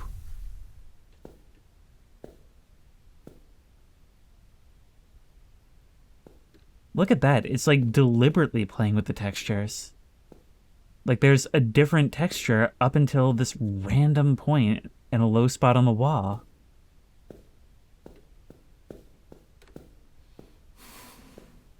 That same texture that greeted us to this chapter is what's surrounding this. Sometimes the walls feel like those cheap cardboard party favors.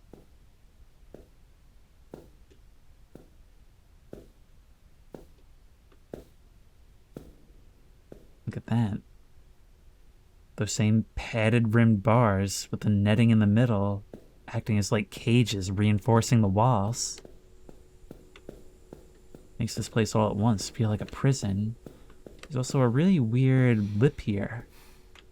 Like these walls are artificial, like they're meant to be movable.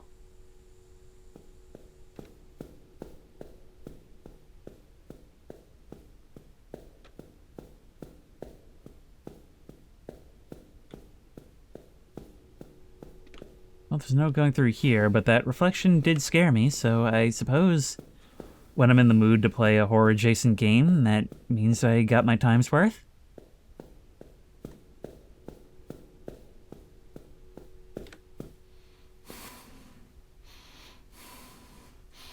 So something's in there.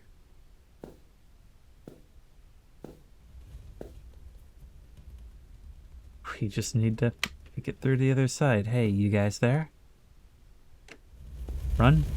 Run. Oh, it's so dark. Oh, it's so dark. Oh, it's so dark. Oh, it's so dark. Seems like you guys stayed put. The other thing is, what if I decide to get curious?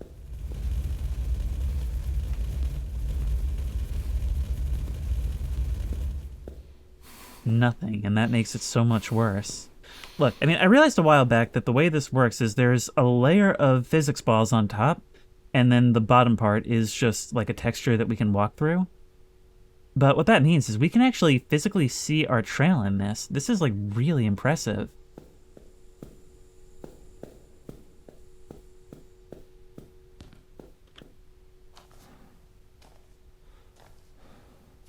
Like, it's able to make it feel like thick and dense, and realistic to a point, while still not being too computationally expensive.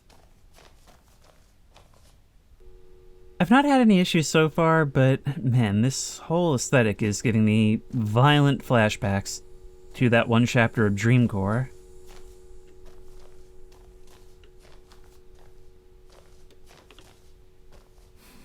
Look at you standing in a shadowy corner.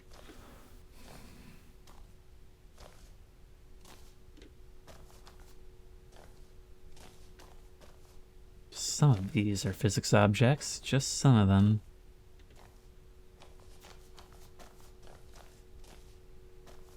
Well, you've got your corner, and I'm trying to find mine.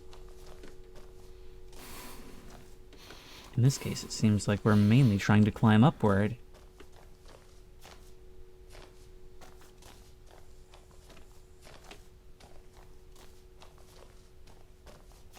Like chutes and ladders, we gotta go up to go down. It is an interesting type of maze where we can see where we're going, but it's just too busy to be able to tell which paths we can take.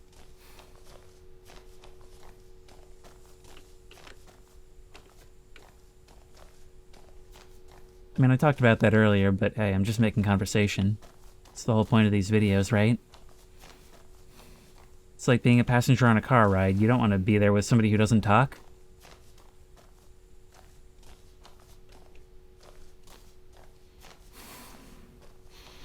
Could go downward.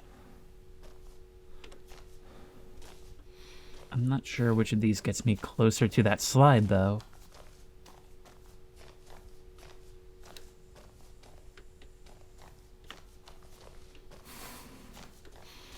There's just a black pit to nowhere in one corner.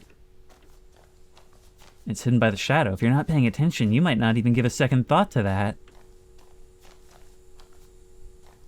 Here we are.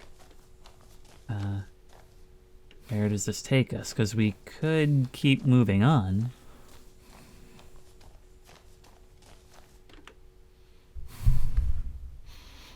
Slippery habit. Take the slide 10 times.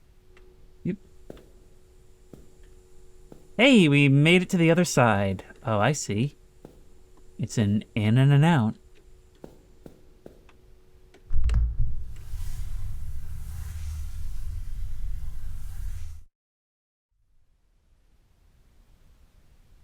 Fwumph.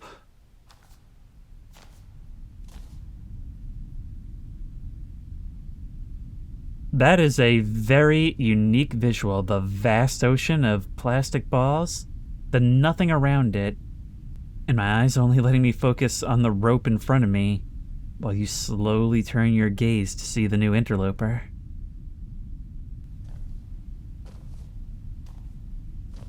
The web is only made apparent by the harsh lighting. Those lights hang from some sort of ceiling, but we can't see it. At varying levels, too. Ah, this is so cool looking. Theoretically, if we were to fall into the ocean below, it would be a similar landing to when we arrived here, but something tells me we don't want to tempt fate in that way.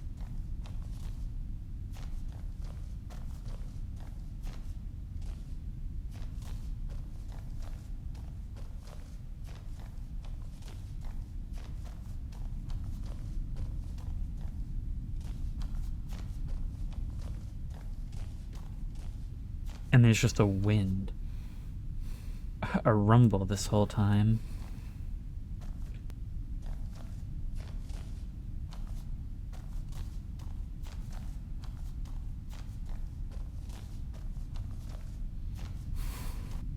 If you're trying to create a dreamlike vibe, there's almost nothing better you can do for ambiance than a rumble.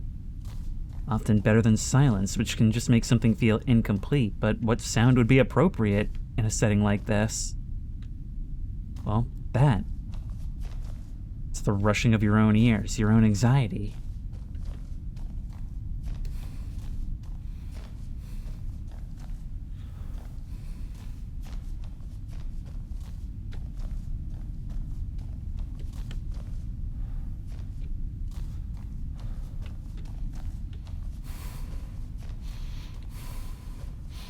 You seem to register a very different facial expression depending on what angle we look at you from. Do you know that? Look at this. This is just a freestanding wall.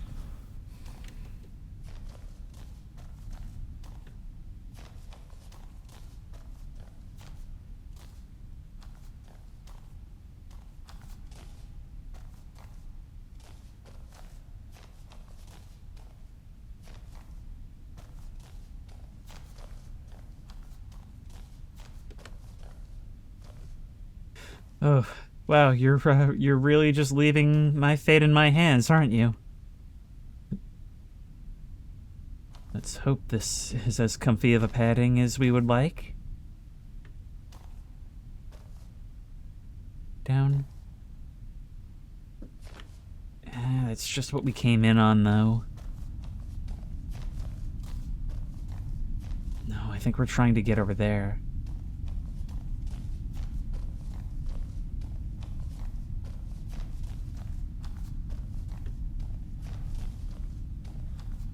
Alright, I just got confused for a moment, so what we need then is probably to more go up and around. Yeah, that's what we're really trying to do. I've gotten complacent being able to trust that I'll just end up at the end. This is a maze, so complacency ends now.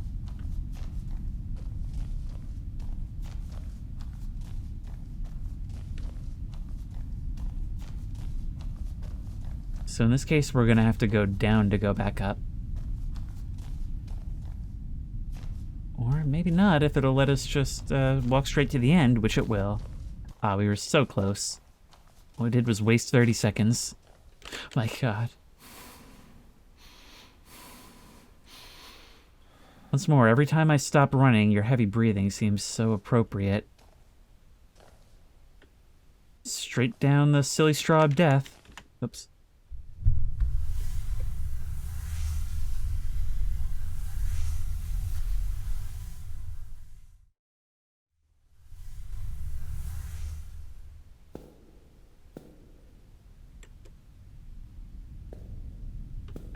Look at that, it doesn't even have a lip as it emerges from the wall.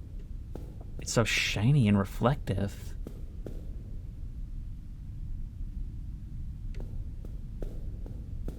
Given how dark it is, it's like you're just coming straight out of the void.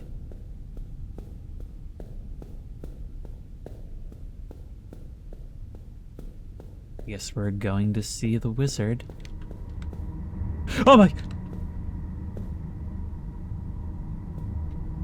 Yes, I have a 4 a.m. appointment. That's what time it is right now, by the way. If you're a secretary, I feel like I shouldn't have to tell you that, but I was more speaking to the audience.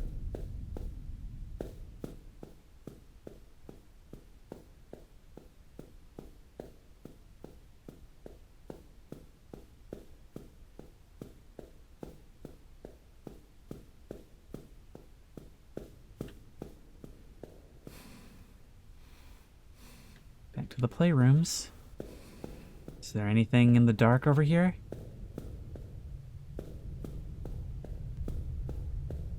I can see the outline of something. Feels like I'm walking under something, but I don't know what. This feels like some other unfortunate soul elsewhere in the facility could just fall right by us. Now, that would be the ultimate hi-bye. What if this was the second encounter with that person we saw across the gap all the way back in Chapter 1? Oh, that would frustrate me to no end. Granted, between the two of us, I would rather be in this position. And for Shell from Portal, it's just another day at the office.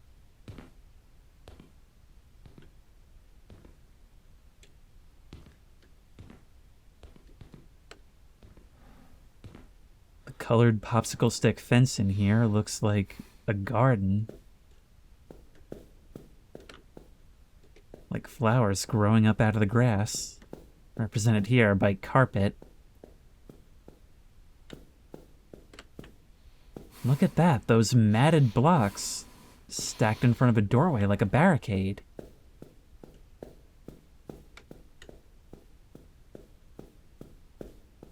You know, this can feel stupid at the bank, it can feel stupid in the back rooms, right? Having to zig and zag when you can clearly see there's nobody else at the teller's desk. Well, with these obstructions, I'm not as sure that there's no one in here.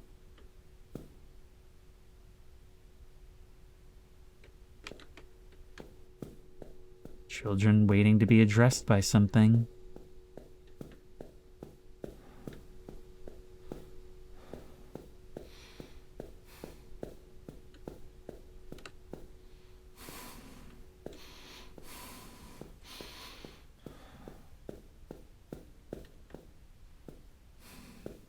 I mean, it feels almost like a campfire setup.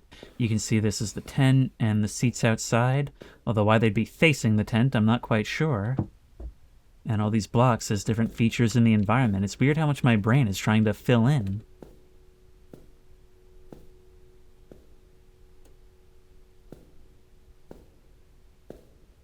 And it's weird how your brain will try to populate an empty scene. Like put humans in a place where there aren't any, but we'll try to guess where they belong.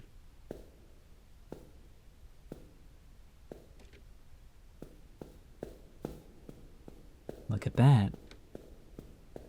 I mean, you can't look at it too well because it's all in the darkness. On just children's toys that we can only see against the light. When I was in preschool, there was this one room that I have such fond memories of, and I feel like some of them can't possibly be real, or at least not the way I remember them. We called it Dome Room, and it was this huge room in the center of the building. I have no idea where they had room for this thing, but it was an old building with like creepy old architecture. And so this thing was pretty dark even by those standards because the ceiling was so high. I just remember it just like fading off into black, but there's no way that's actually the case. There were lights closer to the floor, and it was so much like that. There were all these play sets and huge things. I remember this one bridge you could run on that would like bounce up and down with your footsteps. And everybody always wanted to play on that because there was a huge shark painted on the wall beside it.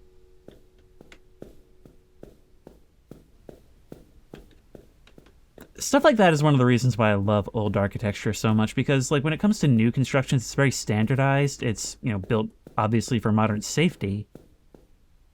But it all kind of starts to look the same after a while, and old buildings would have just weird stuff like that. It really is a cruel joke having this be a dead end, meaning that you have to then come back through all of this.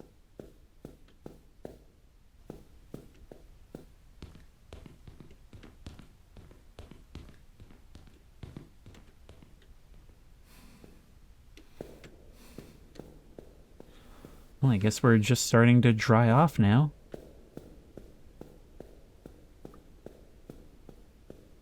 Yeah, it just occurred to me, we were dealing with water for like the entire game. I'm used to the pool rooms being a temporary setting, usually the shortest one in liminal exploration games. This place is just all about making us take the long way around.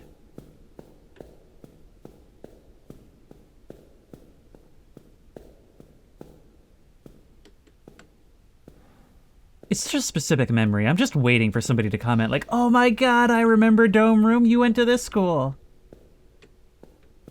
Unless there's more dome rooms. I don't know. Why was it even called dome room? It didn't have a dome. Just had a regular old ceiling, I think. I'm not sure I ever saw it. But also, proportionally, I was a lot smaller. What were the light sources in that room? Because, again, my memories are very incomplete. I'm just having so much trouble reconstructing the scene, because I know there was dim, but still, like, playable lighting down towards the floor, but nothing up towards the ceiling. Where was it coming from?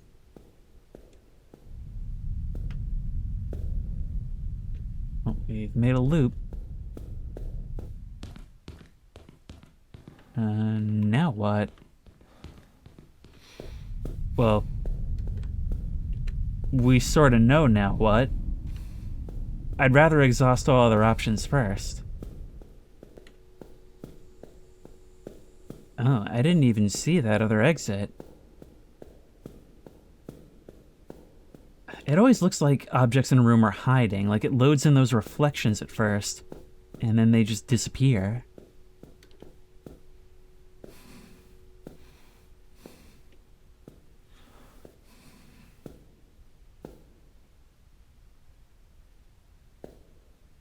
I can only imagine the red glow from my monitor filling the room behind me. If I had a face cam, that would have been an interesting visual, wouldn't it? Whenever something's blinding, for some reason my instinct is to open my eyes more.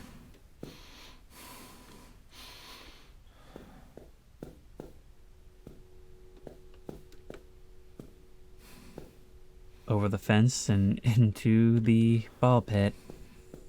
Feels more like the river beside a town.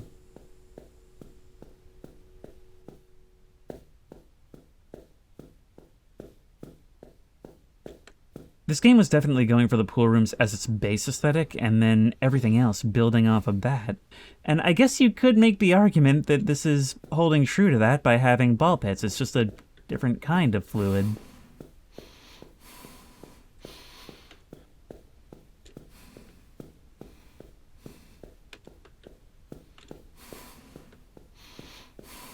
And we are getting all over. I felt loading. Game, are you hiding something from me?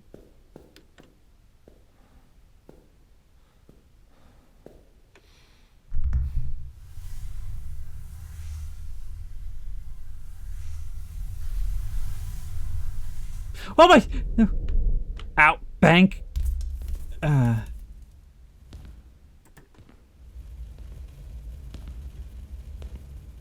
This is just like where we were before. Just with a new opening.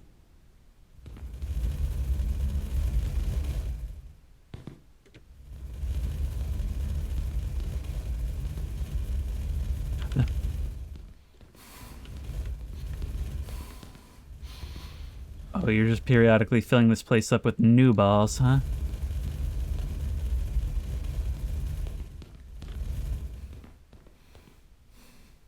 Feels like salvation, like an ascent to heaven, but one I can't take right now. I gotta see as much as I can.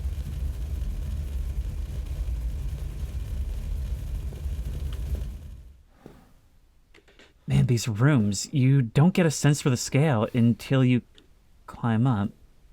These slight changes in elevation completely throw off your perspective until you're walking around in them, and it's like your brain anticipates how much distance you'll cover for a length of time because you've gotten used to your speed, and then when you don't, it throws everything out of whack.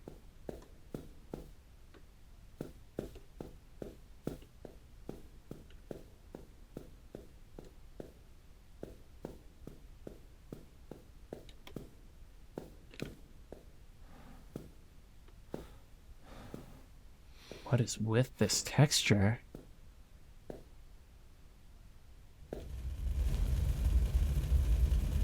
It's like swirling, stormy skies in marble or granite.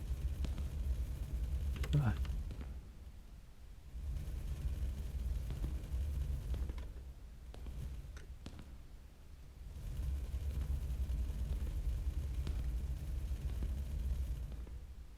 You look like you're afraid of it, but you can't leave.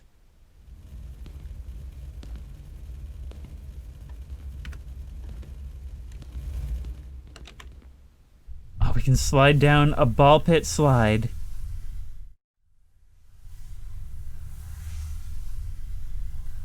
And back in.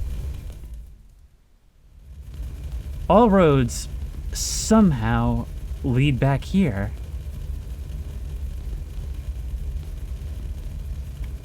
Alright, I guess we are accepting that invitation to heaven then. From that perspective, I feel like something evil, something sinister rushing towards it.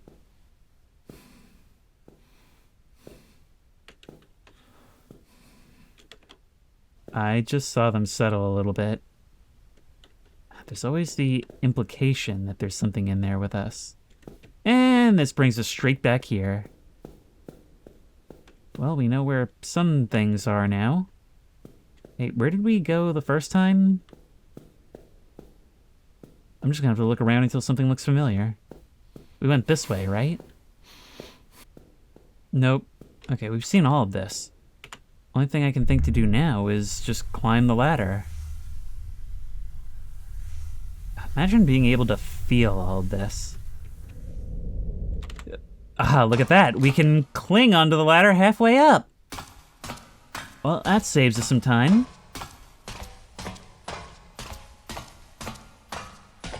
Tell you what's not gonna save me time is when something peeks out from over that ledge and I fall back down out of fear.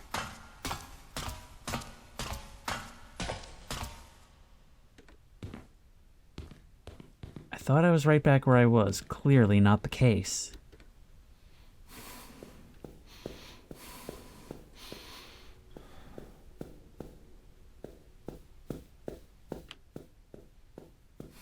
All of this is flowing pretty well, but I'm pretty sure the chapters were added over time. I don't trust that. I feel like there's going to be a drop-off in the dark. That's just a wall, although I feel like I felt something hitch, maybe, just a bit. There's a bit of warm lighting on that white paint,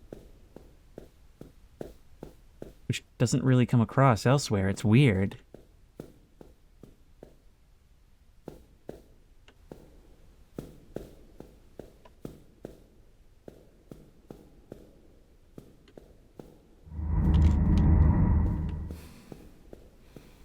Yeah, see, this is what I was talking about the sound design just kind of occasionally giving you a bad feeling. Like a sudden increase in heart rate that's gone as quickly as it began.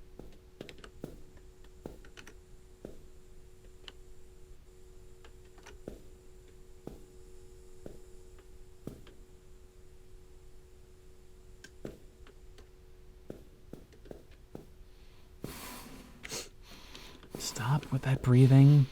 Why do you sharply inhale like that in all these exact moments?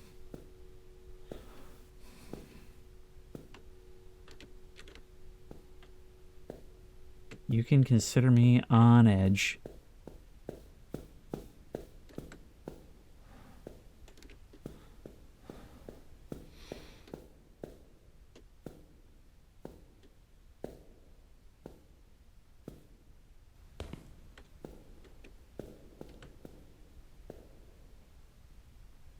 From a height like that, where we can't even see the bottom, I'm not sure a ball pit would save you.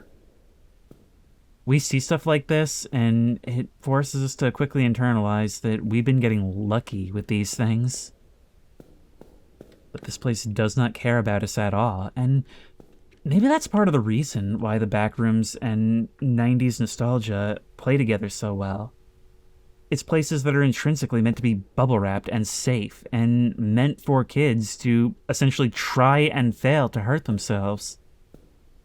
So what if it wasn't actually as safe at all, while still having all those same aesthetics?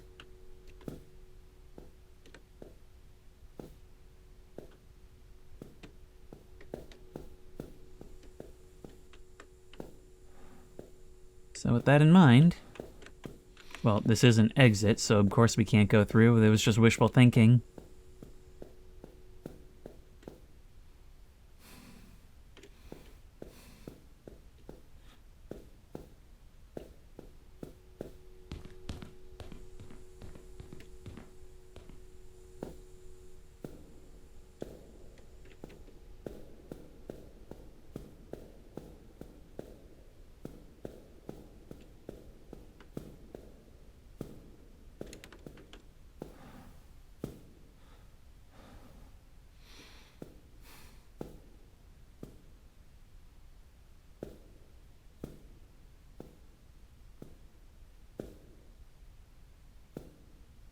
By going around the outskirts, am I making this easier?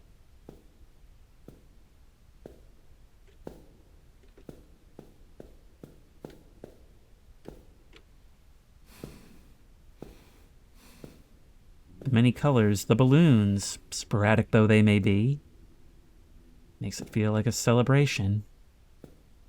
But it's even weird, like, look at the colors of these balloons, with the exception of the blue on the right. They're also, like, close to each other in terms of warmth. It's like they're supposed to be festive, but there's barely a gradient. They're so similar.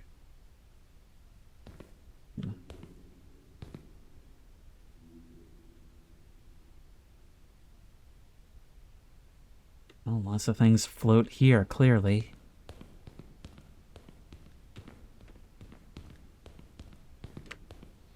Like it was waiting for us. Is it just that in the cosmic lifespan of this place, for whatever it may be, these just happened to reach us just at that moment, or was something holding, waiting for us? Was it specifically us or anyone? So much to think about, as always.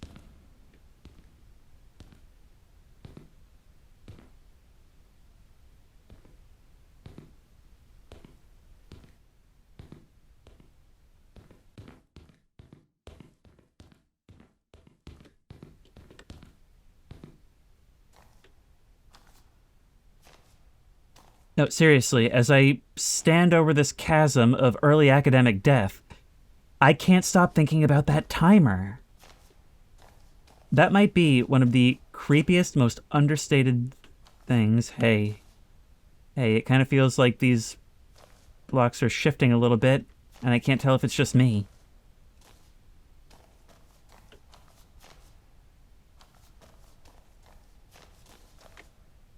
It feels somehow unstable. Oh, that's a slide. Actually, that visual back there sort of reminds me of Superliminal in a way. Down we go. Are we moving? Wait. I'm in.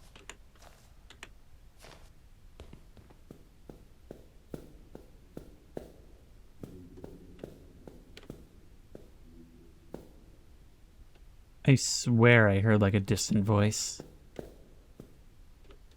I mean, as we've established in previous videos, my room is haunted, so maybe this is another case of that. I'm just commenting right now so that there's audio on the waveform so I don't cut it.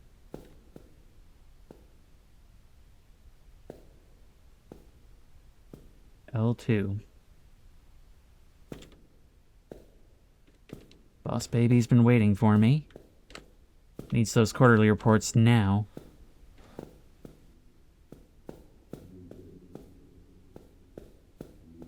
No, I definitely heard it again. This is incredibly annoying. I'm pretty sure my game is bugged, because I've looked up Let's Plays of people doing this, and they are sliding down the slide. It's not working for me. Well, what if we fall down here? Straight to the void. We spawn back here. And now we can slide down it. Okay, I don't know why that broke. Yep. Oh. I could practically feel myself teetering on the edge there, windmilling my arms for balance. Look. And there's our friend the clown again. This actually depends on us falling down. There's no going back, even if we wanted to try desperately crawling up the slide.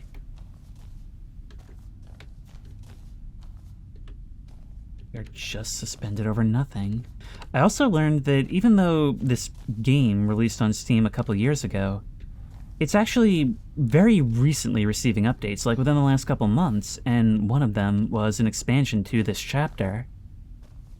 So what we're seeing is actually a fairly recent development.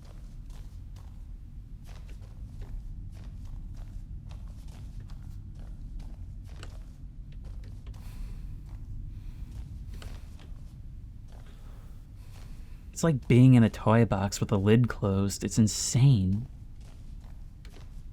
And I like that the lighting here, like, it doesn't just come from nowhere, which they easily could have done. It doesn't have fantastical lighting elements. It's just these regular, like, office or warehouse lights suspended from what? It isn't clear.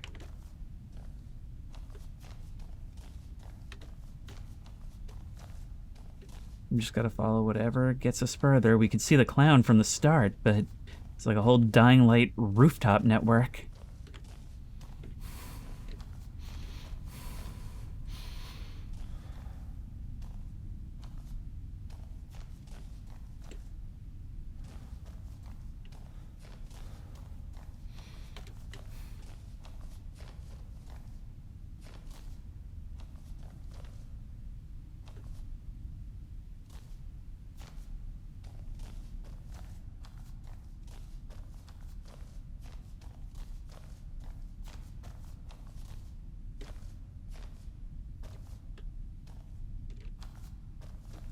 I always love games where I can just stop commentating for a little while and not feel like botching this Let's Play.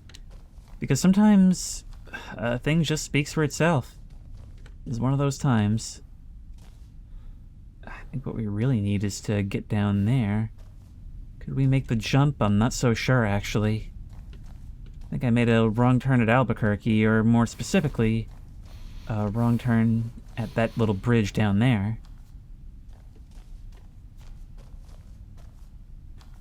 This is a place that's almost daring me to take falling shortcuts, but it's a dare for a reason. It comes with risk.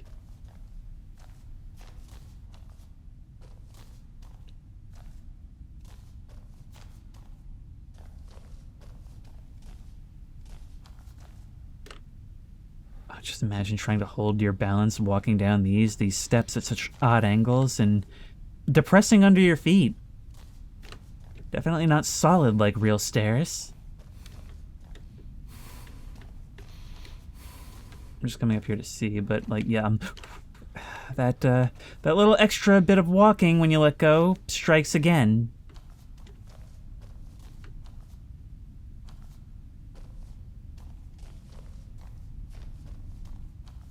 But everything, every last aspect of this place has always tied back to childhood, with the exception of the pools themselves, which eventually turned into something more colorful like this.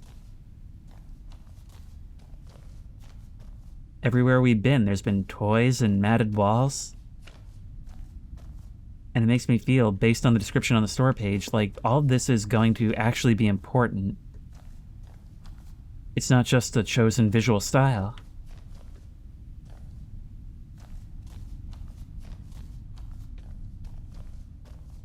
Okay, Mr. Clown, I've done your obstacle course.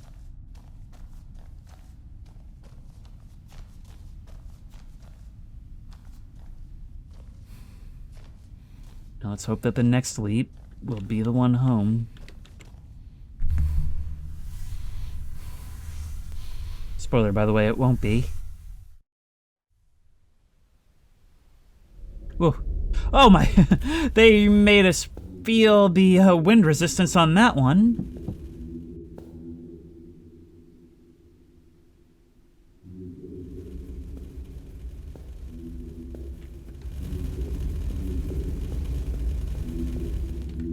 Yeah. This place has got musical backing.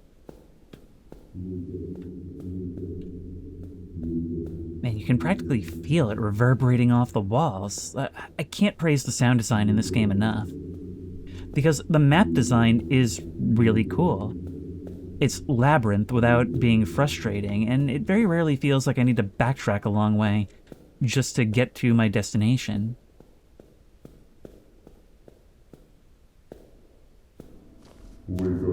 Huh.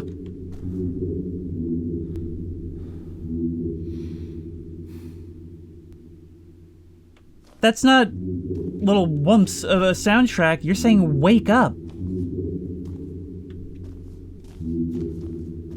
Wake up, Jacob? Oh, that caught me off guard. A spoken word.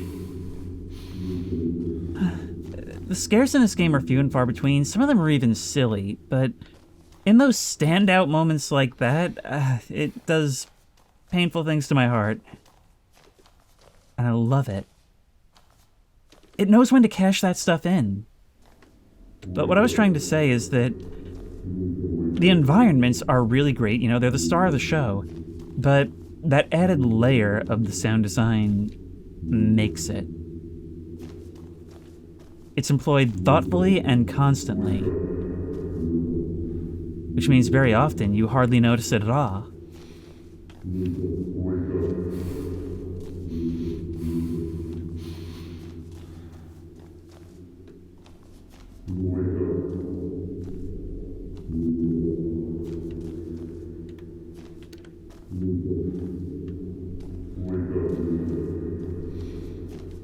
That is just such a cool thought, hearing what are presumably...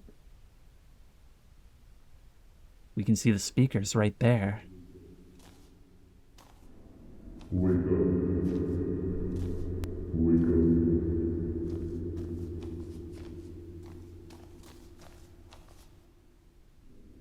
Wake up.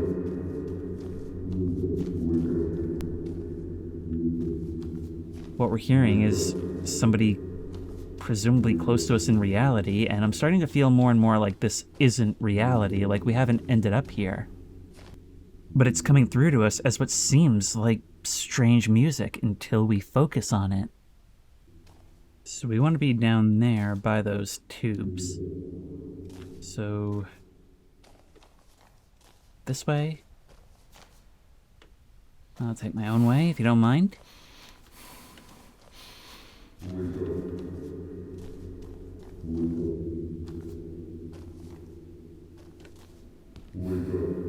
And I like that it doesn't even just play, like, once or errantly. It's constant. It's the whole time we're here. We are really, really struggling to get through this thing, huh? I am just about stuck. Left, right, left, right, left, right.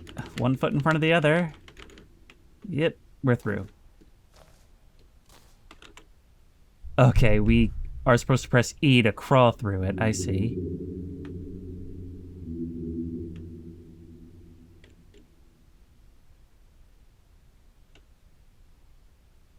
Giving us that real child experience. I'm wondering even if maybe we are a child. I mean, I don't think so. Our voice doesn't sound like it.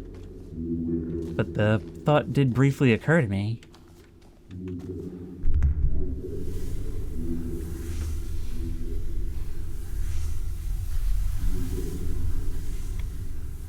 Yep.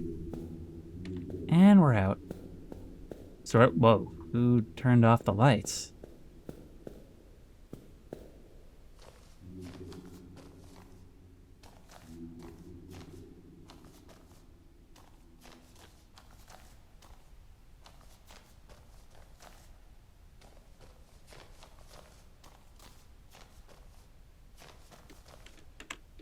We said we.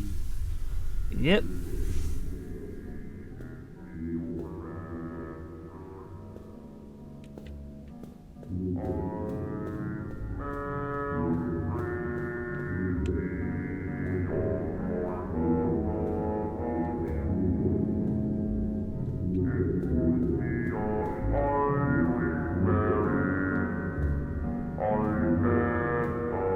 A robotic singing, merging and eventually overpowering the urge to wake up.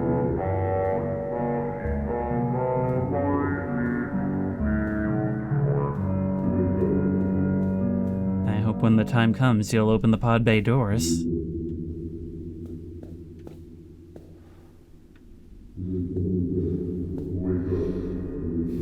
We passed through here, and the urge to wake up is all we hear again.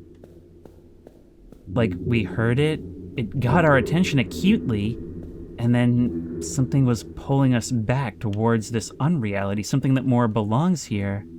We passed through a tunnel, and that distraction is cut entirely, and we're back to being, well, brought back.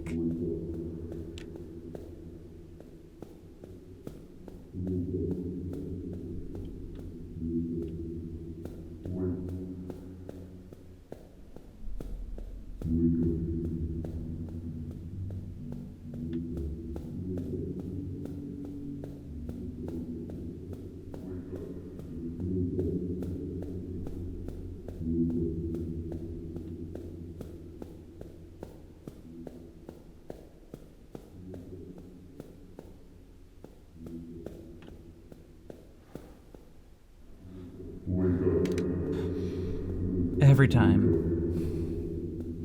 It's cool, though. It gives a reason for the spatial sound.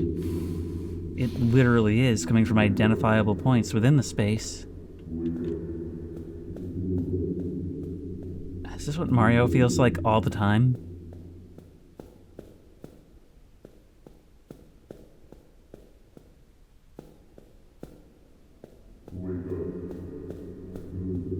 I feel like our scale relative to the world has been shrinking and shrinking for this entire game.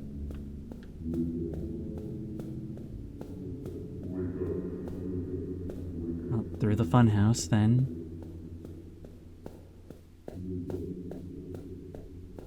Oh, it's such a long distance run. Maybe field of view compression can help us get there faster. Look, I'm just trying to employ child logic here.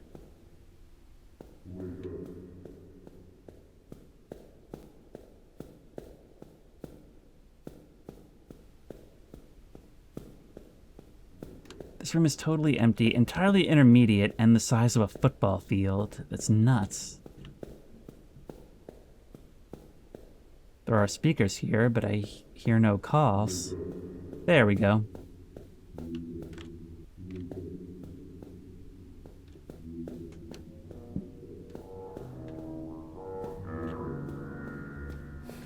And there you are on the other side.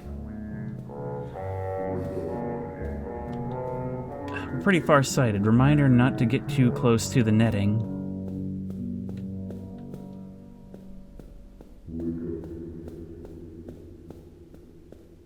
Now it's like you're competing for control of the same space.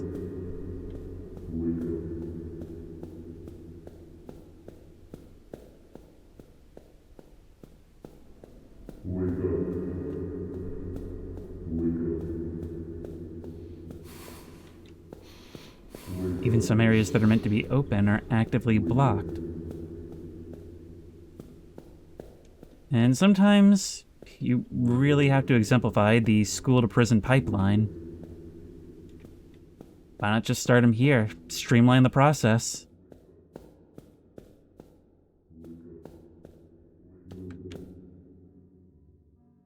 Well, at least my scale isn't the only thing out of whack.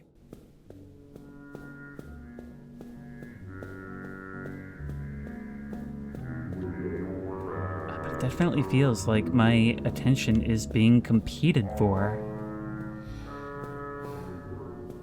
Both of them unsettling, but one much more personal.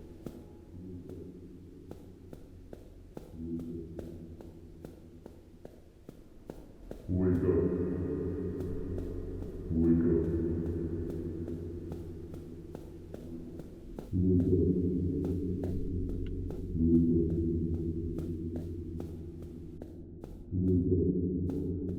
It's like we're saying, I don't care. I'm diving out of here. So that's what we do. Whoa! I guess the engineers did their math right on this one. That's good, because there was no ball pit to save us here.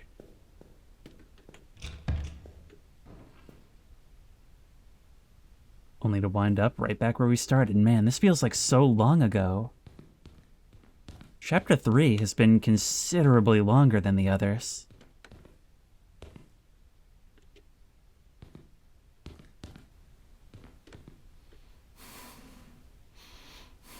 So close and so far. I haven't seen one of you guys in a while.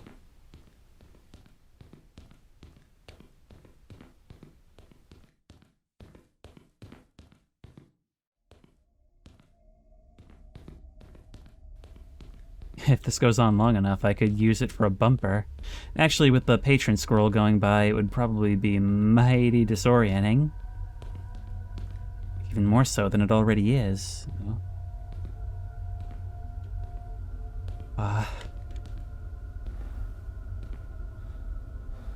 We've arrived. We just got a preview. Right after I'd gotten over the relief of glad I don't have to go there. The only thing that could get me to pick up the pace is Somebody peeking through that window we just came from. Dive! That did not feel like nearly enough of a dive. We didn't sink nearly far enough for me to believe we didn't break our arms.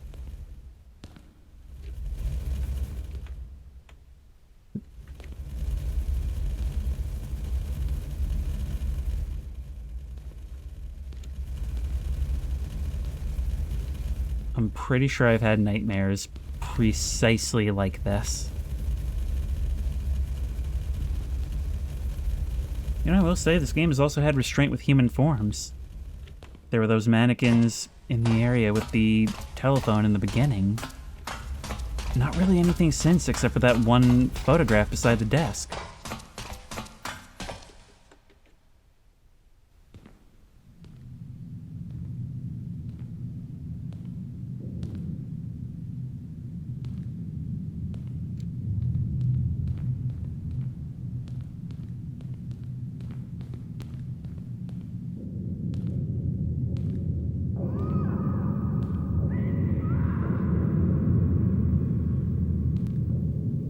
That was screaming. That was distress.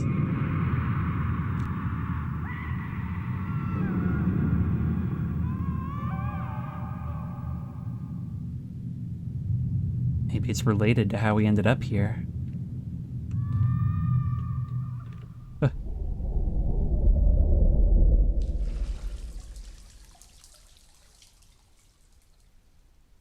Did I land in water? Nope. Well, I may have, but with no way back up, it doesn't matter. Look at these railings following the jagged contours of the floor. Makes me think of a pile of bones.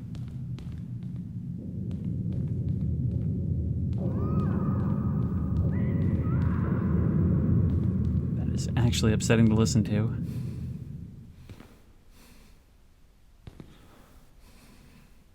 I guess the FBC's got a new method for fire breaks.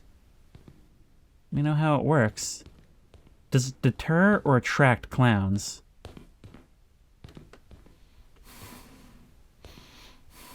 Oh no. You expect me to have agency in navigating this?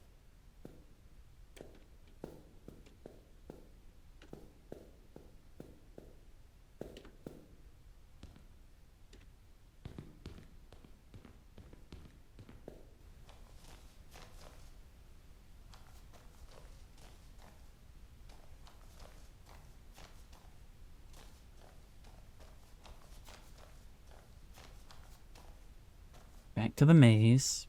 Sort of. Not really.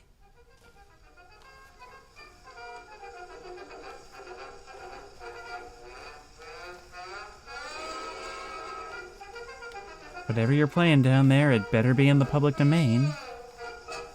I half expected to round the corner and see an old cartoon playing on a projector. But no, it's coming from the speakers, same as before. Feels like it's telling me, last chance. Stay here and play forever. Because there's only the scary and unsettling beyond.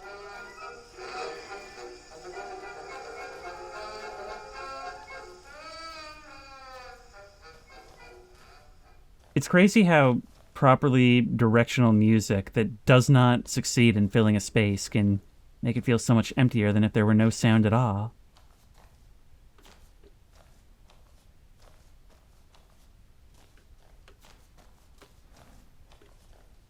Right, I'm assuming then that we have to go down to go up again. Yeah, this has been considerably more packed than the other chapters.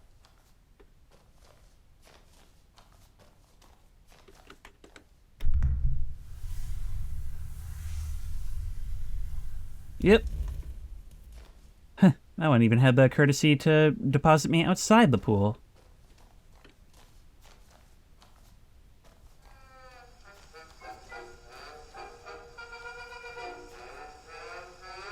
I wonder how much planning goes into a space like this. That's something I've always wondered about liminal games. I mean, I know some of them have shown that they do draw up a basic floor plan early on. I think I've even seen some of them, I can't remember which, where they tried and basically gave up trying to map it all out.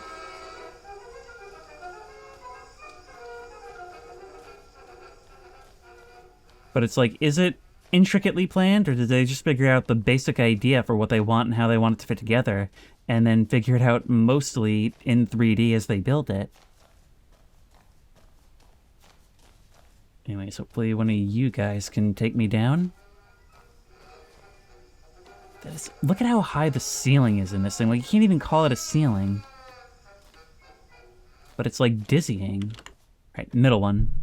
Where does the middle take us? Whoa! Nowhere I thought it would, that's where. But I guess all three would have brought us to this spot because there's 3 exits. The reflections for a moment made me think we were in a neck-deep pool of water.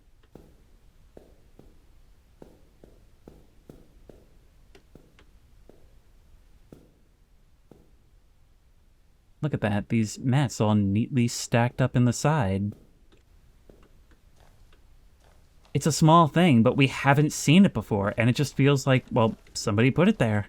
Like they were cleaning up at the end of a school day. We can just barely make that diagonal.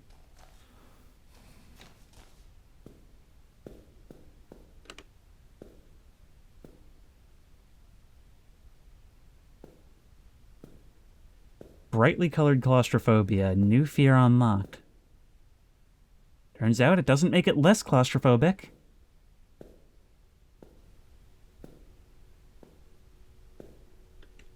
Neither does depth of field of eyes.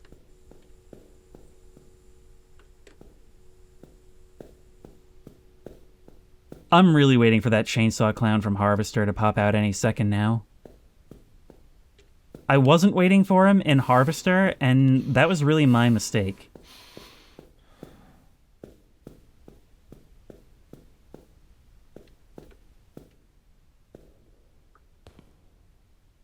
Trust wall.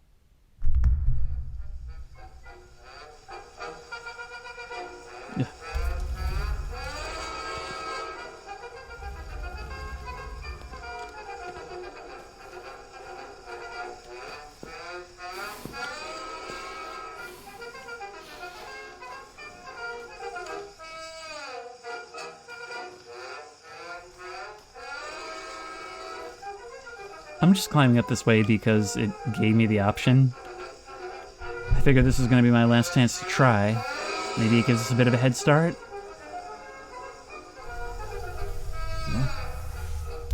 Ow.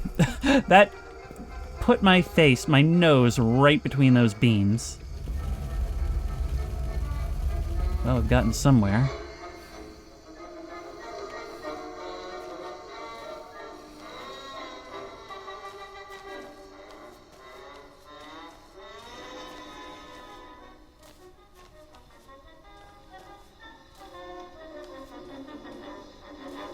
See, I don't know what it is, and I don't know if this is a common experience for others too, but I was born in '95, right? So a lot of my earliest memories are of the late '90s.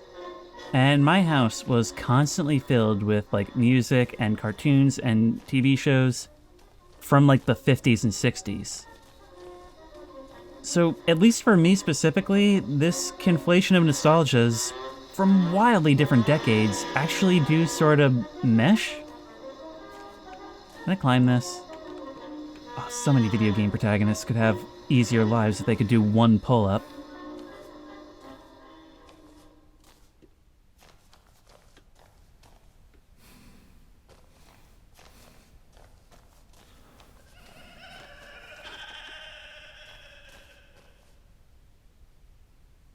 Was that coming from the speakers, or was that coming from somewhere in this room, most of which is blind to me? It is very important that I know the answer.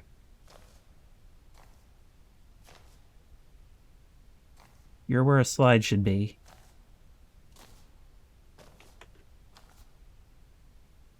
You're at an angle, too. What a moment to notice you.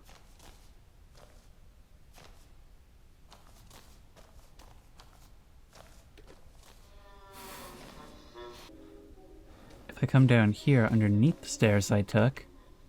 Yeah, no, we can't go through there. There's simply no way.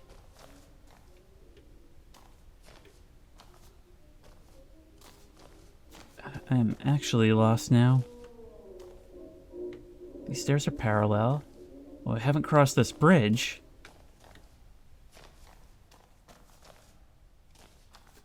Here we are. I mean, I say here we are. This is a place where... Oh my...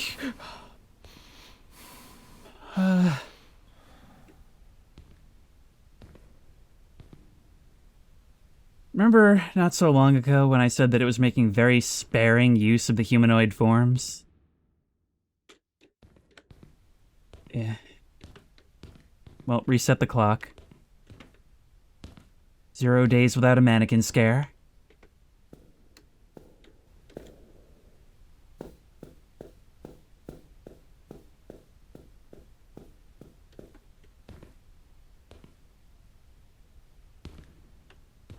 That's so crazy.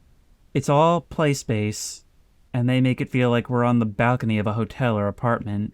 Also, hey, Pepe! Full chapter no see. Are you still trying to follow me? No. And oddly, that makes you even more disconcerting.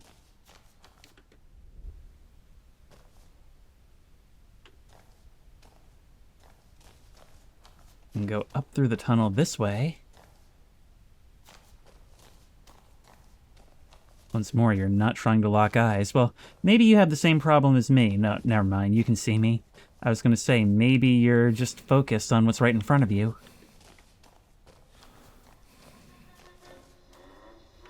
We've just come straight back. Alright then, instead we're going to drop down. But try going this way. Spent all that time climbing up, now we've got to climb back down. Hey, it's all our friends. All our friends came to see us succeed in our rat maze trial. Perhaps our performance wasn't satisfactory in the tunnel-filled clicking bugs trial.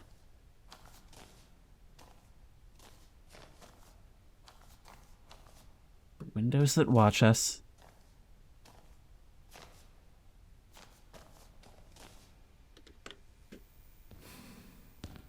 Have we been here already? Or not? This suddenly became the tightest space we've yet had to be in. Oh sure, everybody hide when I show up.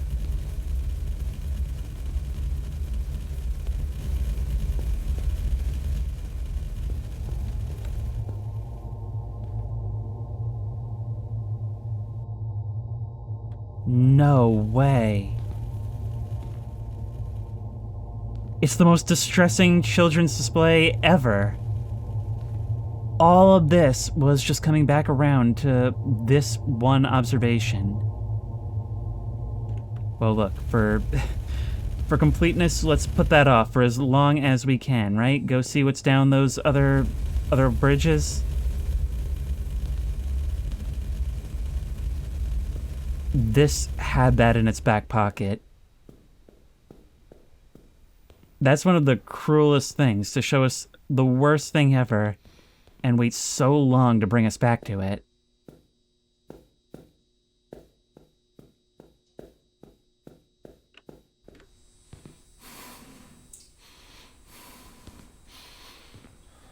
Oddly, I can hear the sound of water dripping.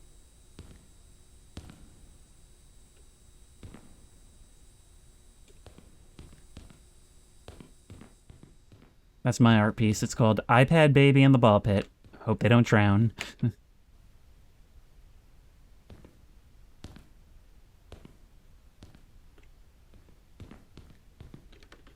Hey, so can't help but notice that either one of you or your friend moved.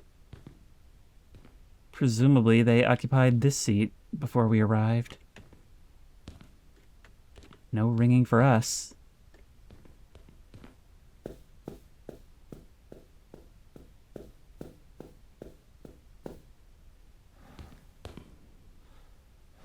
We made it to the balcony.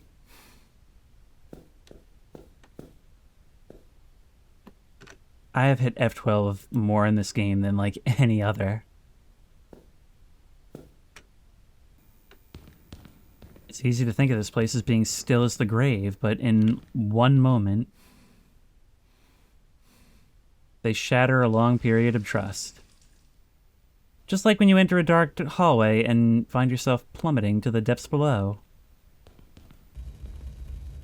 I'm actually really good at plummeting. It succeeds almost all the time. But this gives me some pause.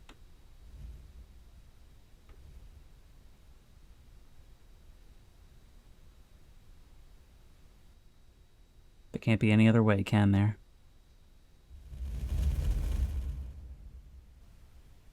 Finish chapter 3. Whoa.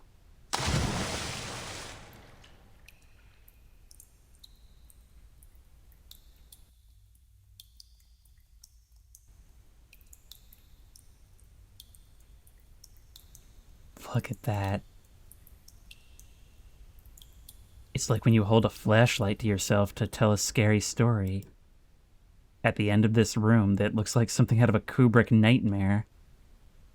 A house with its roof all reflecting. A house with its roof reflecting the artificial light, and the rest of it in shadow.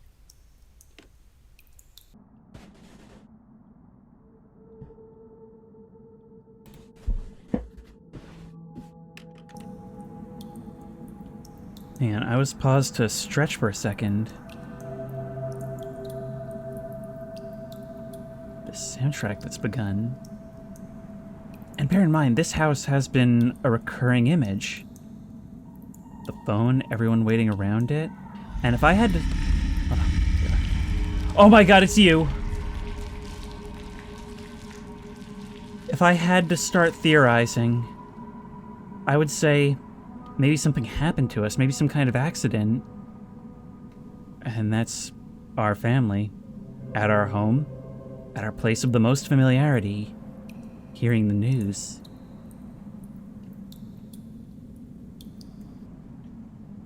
I'm starting to love this game. It's consistent.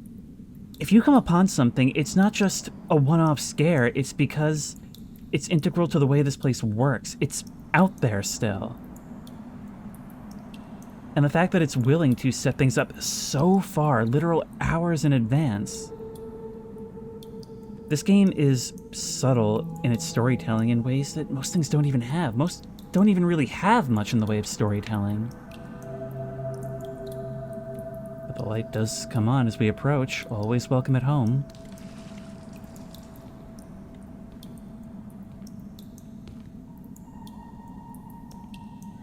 The layout's a little different, it's creepy. It's like one of those demo houses. There is an exit, if we can reach the water's edge. Oh, we know that thing is there, but we are so slow.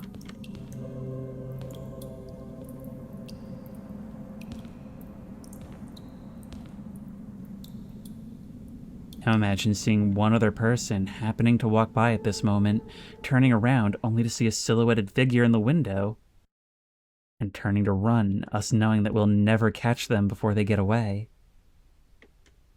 Wondering how many threats we ran away from that we shouldn't have.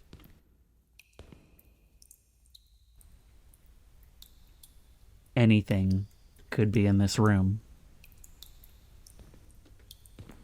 We're standing right here, and it's still left up to our imagination.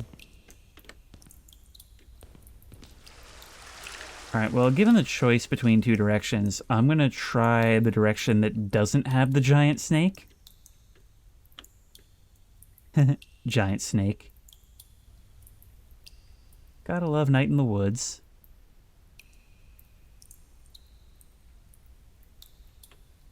It's the fact that I can't hear you anymore that disturbs me. I have no idea where you went.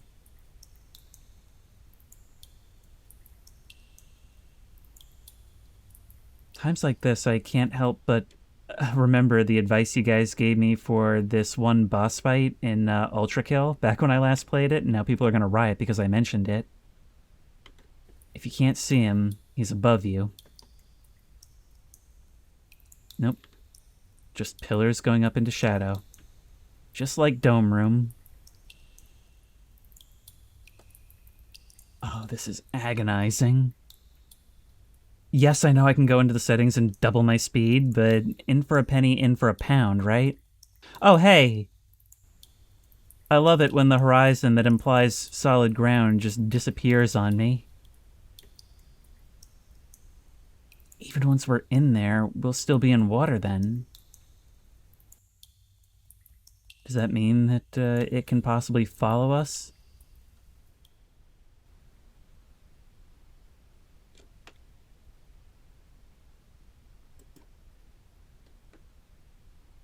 Now imagine I see someone silhouetted in that top left corner window. This is the perfect environment for a snake, too, to wrap around these columns. We're so close, yet so far. Sprinting means nothing here.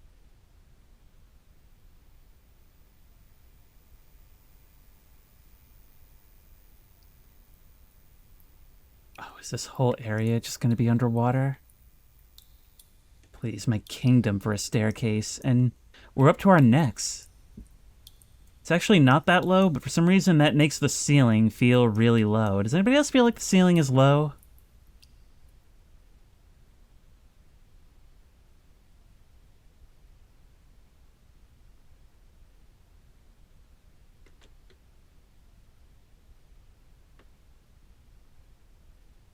It is disturbingly silent, and something I've had to reflect on more as time goes on is that, I talk to you guys partly because, you know, it's my job, and there's not much point to the video otherwise, and partly because it helps keep me sane. So to an extent, I can never really experience these games the same way as your average player would. Of course, you could always talk to yourself as an exercise. May even be some value in that. Alright, I have learned not to trust dark doorways that don't light up as I approach. But anytime I approach a dark doorway, I can't help but imagine a trapdoor spider. So let me explain to you what just happened there. I looked down and saw the reflections in the water, and it looked like something crawling out.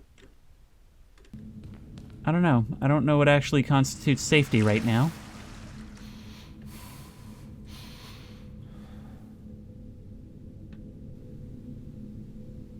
All I keep thinking is that this is a wonderful place to be a snake.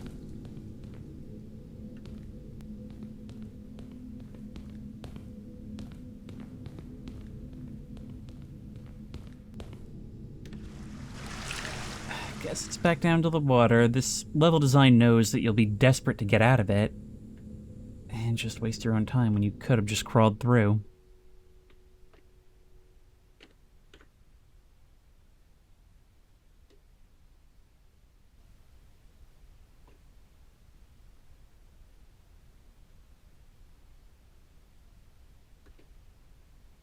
You just keep thinking that there's supposed to be something there, but what? Let's get out of here.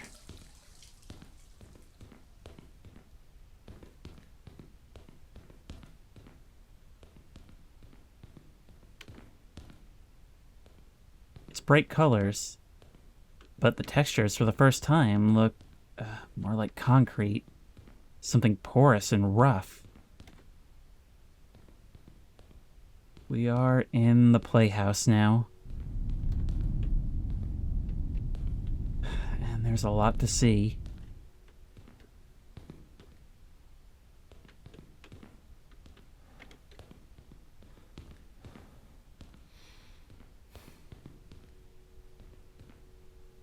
I can't help but feel like these, well, I guess we could call them picture frames on the wall, indicate some sort of something.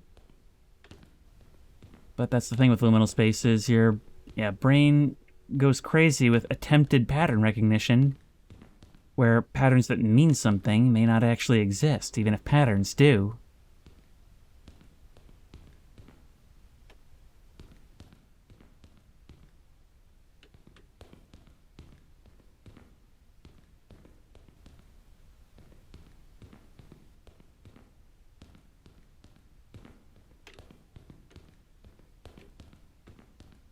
Yep. All for naught. I'm kind of starting to wonder if maybe this game doesn't have the problem that a lot of exploration games have, where the chapters are released over time, and so they start to get a little bit back-heavy, where the early ones are super short, and then they get really, really long towards the end, and it becomes a bit disproportionate. I'm not sure if that's entirely the case here, but we'll see what happens. Look at that. You never know which of these windows counts, which door is real.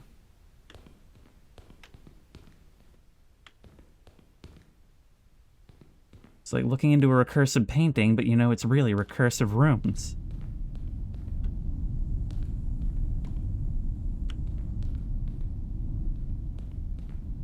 Oh, it is so dark. Can't see anything half the time, and I can't look over the edge to see what's making that noise either. Let's try putting the movement speed up, say, 30%.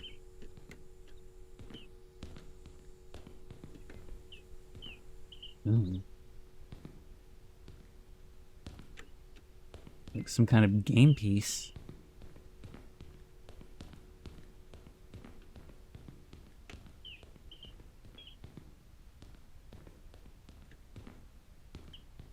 Well, we've made it above the water level, for whatever that's worth.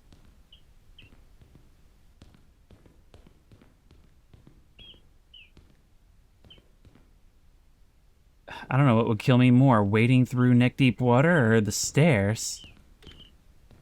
I mean, I suppose at a certain point it's on us for not paddling through the water, if it's deep enough, I mean.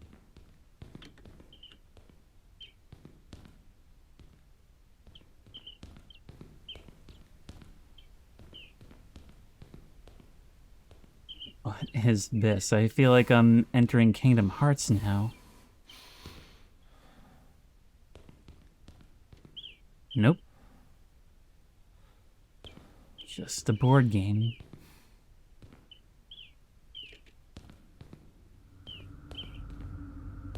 And these tiles look quite familiar. Actually, a lot like the walls in some of the areas in Chapter 2, so it's sort of like there was a little bit of early foreshadowing. Then again, maybe I'm just reading too far into this one. Because it's not like those patterns don't make sense, and they didn't appear in patterns like this.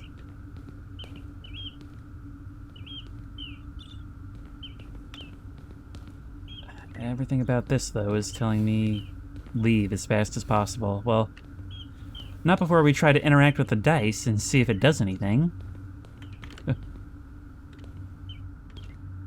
Apparently, we walk right through it. Somebody forgot to enable collision on it. That's kind of funny.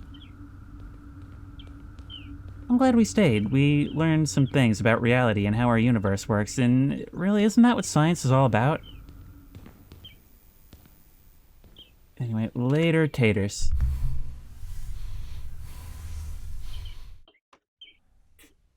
Whoa. Sudden monochrome. Well, except for the green betraying the act. It's just the color of the walls, not something wrong with our eyes. There's no need to adjust our television set.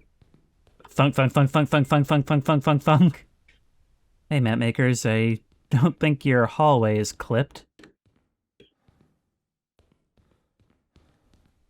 An extreme adjustment every moment.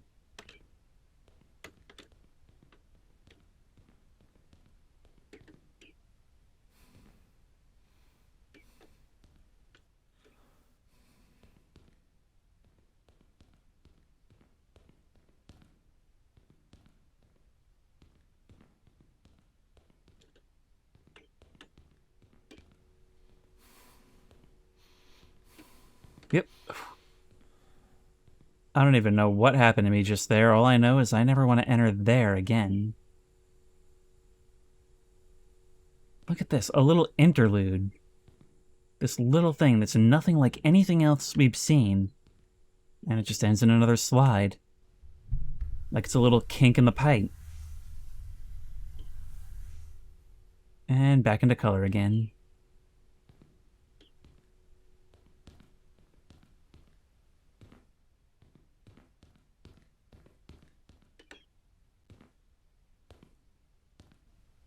Huh.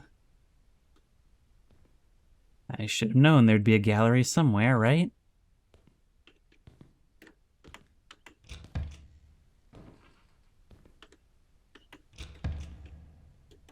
An open house.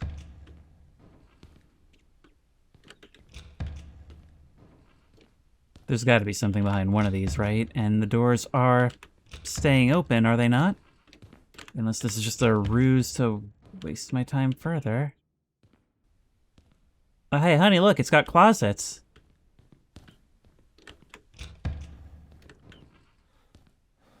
Okay, well, these open. We need to do this systematically. The level design has, thus far, been pretty good about keeping things more or less flowing, more or less moving. But that back hallway does give us some idea of where it begins and ends. So that at least is helpful.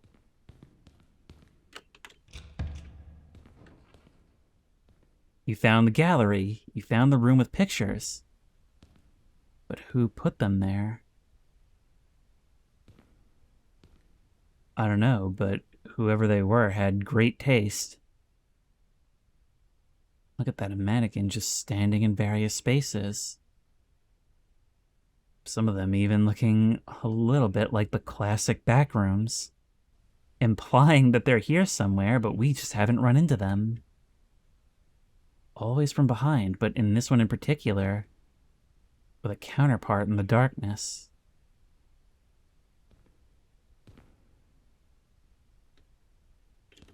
I love how there's so much implicit storytelling here.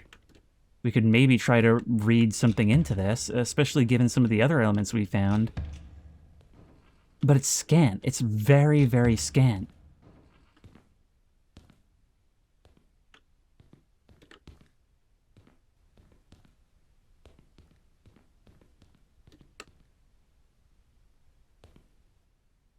The rest of the place is a gallery. I guess we were correct in our assessment of these as picture frames. But only a few that actually hang photos. It also sort of implies, I guess, that we're following in someone's footsteps, right? Maybe this one mannequin was actually seen in motion and was followed throughout its rounds. If so, this is a very long way.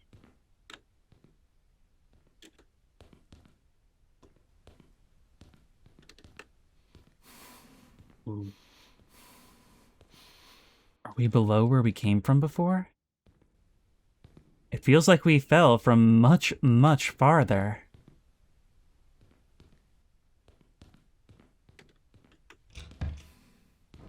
Oh no, this place has got more doors than a pink black map. Some of them even go backwards.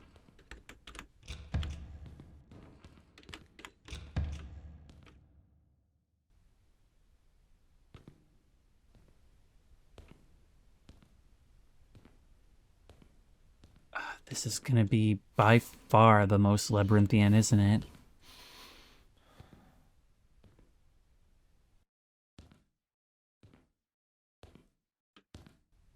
I'm just waiting for a statue hand to come reaching out of one of these openings.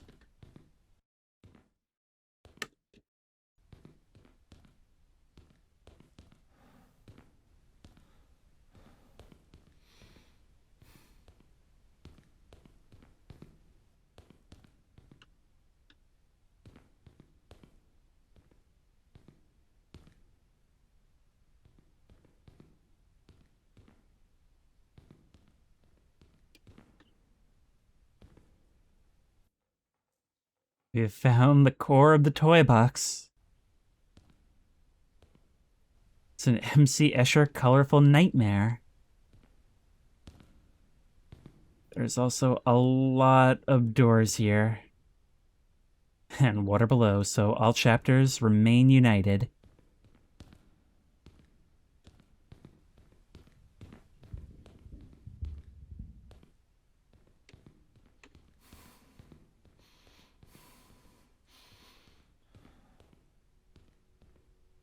This is the first time I've really felt like truly overwhelmed with a space. So many closed doors, so many entrances and exits, and I don't know what to do. I don't know how I'm gonna find all this stuff.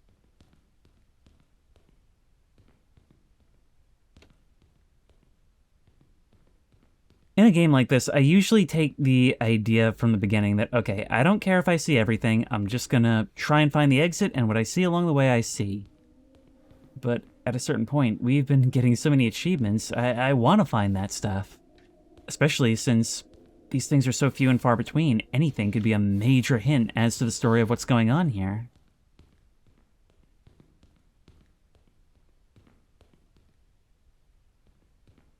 And I'll tell you something else. A lot of places have been uncomfortable. Few places have felt as just dreadful as this. I don't know, something about this just makes me feel like I had my chance and I'm never leaving.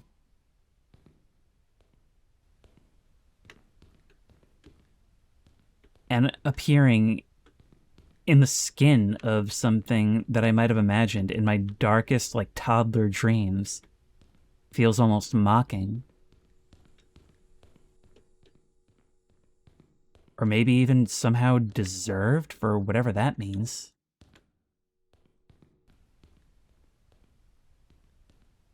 The staircase goes up. Way up, which means we could be ending up back where we started. I've completely given up on trying to maintain any sense of spatial awareness.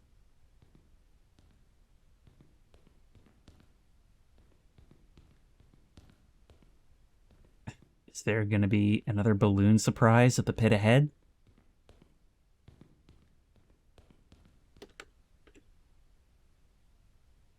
You want us to go all the way down and all the way back up.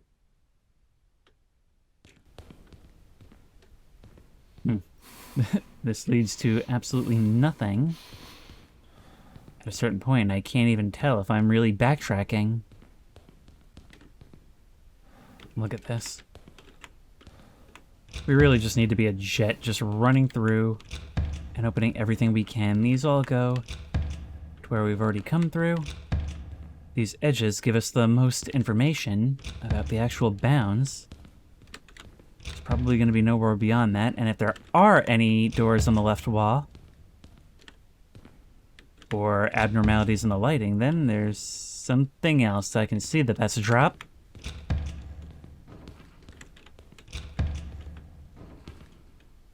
So there is something out there in the expanse. We are on one side of the hall right now.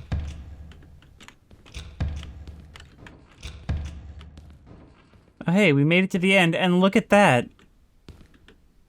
It doesn't even hide the opening. To the point where it actually kind of starts to look much more like a weird no-draw wall.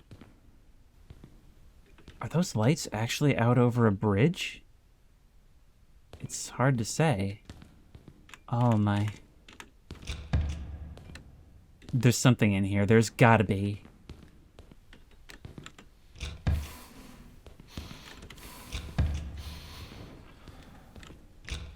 Whoa! Up, down. You found the room with infinite floors. Well, that was lucky. Should I just be of the assumption, then, that this is all I have to do here? Actually, you know what? No. This is for posterity. If we... Okay, I went to the right from here. So, open. Open, okay.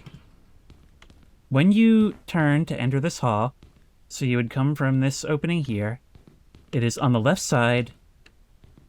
1, 2, 3, 4, 5, 6 doors down and 2 in. Okay, there you go. If you're hunting for achievements, there you go. Now, how about through here?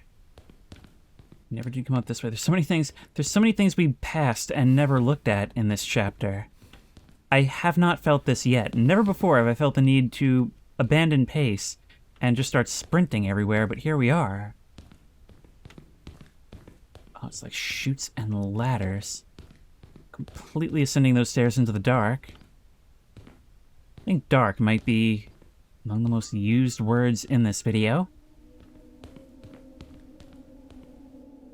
If only you could F3 a video, huh?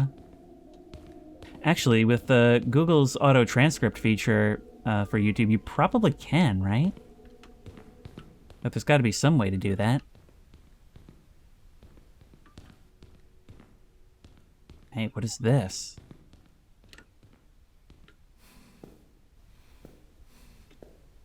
Another screen room. At least it's not a ball pit, right? So many that just go into darkness.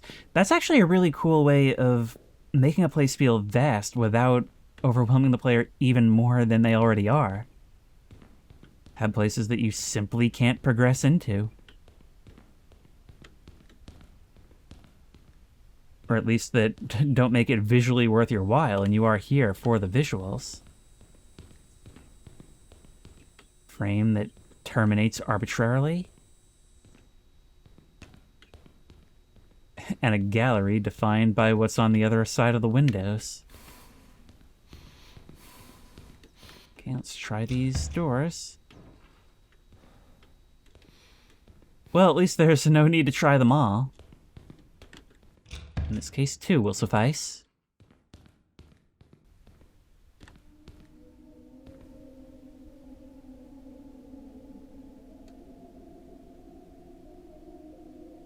That soundtrack that plays when we're in here, it gives me the jitters.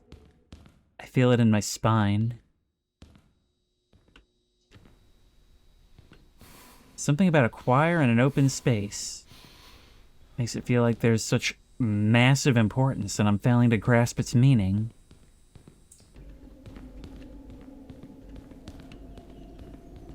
What's cool that I'm realizing is that all of this does actually connect. All these stairs in the middle, we can use them. At movement speed 2, maybe we could even hop that gap. But finding my way back to look at some of the previously missed things might not be doable. Alright, forget it then. I guess we're going this way. I cannot find my way back to save my life. Interesting. Implying that things may have been open before and aren't now. Well, but does it really, though? We've really got to ask ourselves that. Does it really? All that just to cross a gap. For a second, I thought I was staring down some kind of robot. Ooh. Nice patterns, though, when we play with the reflections.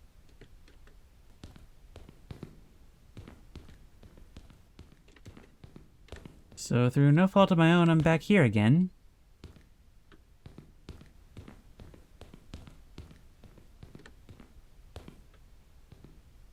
Then again, maybe it was destiny.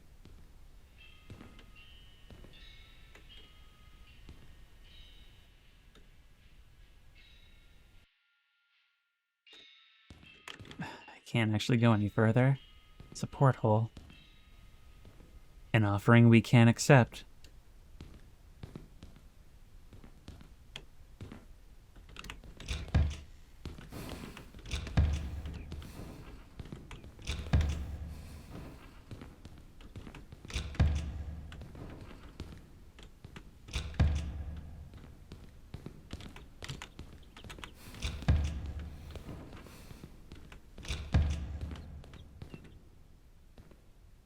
This door is already open. What? We got an achievement! Childhood Memories. Reminds me of a game from my childhood.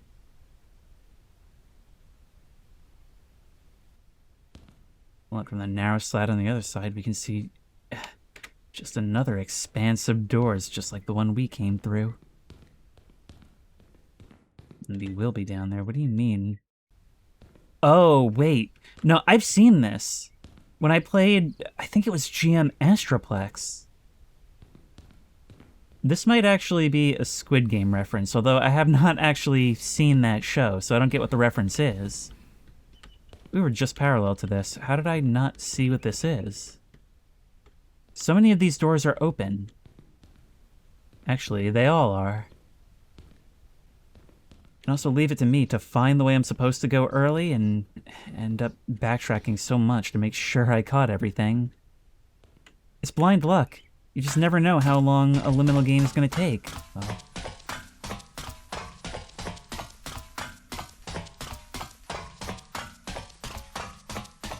the pattern in the ground actually makes it very hard to discern just how far away it actually is. Till we get very close. Yeah, I think it was pretty much inevitable that I would turn on movement speed 2 at some point. Unfortunately, I don't believe that applies to ladders.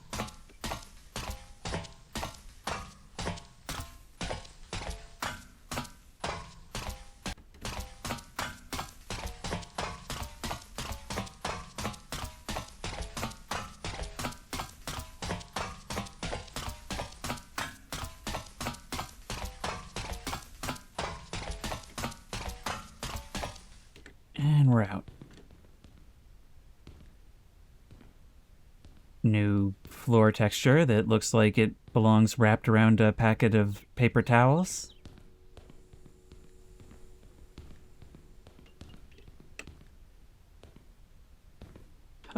Hey, Froggy.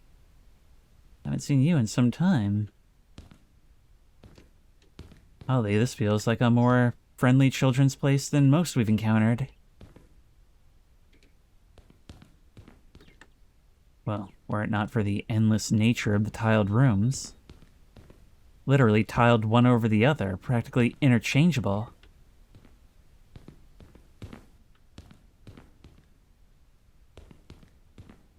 Certain areas are well lit, but look, they're even showing us right here. There are places like soft inaccessible even within the room. This is one of those places where what's scary about it is just the floor space, all the obstructions. It's like you wake up from nap time and find the place completely empty, but you still feel like maybe there's somebody else here.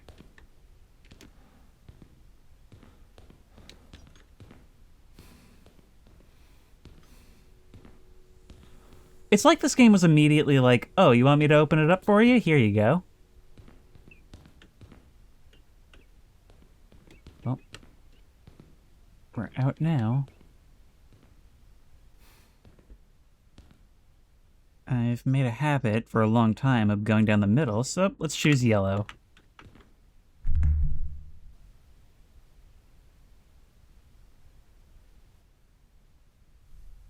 That was completely frictionless. We made no sound coming down there.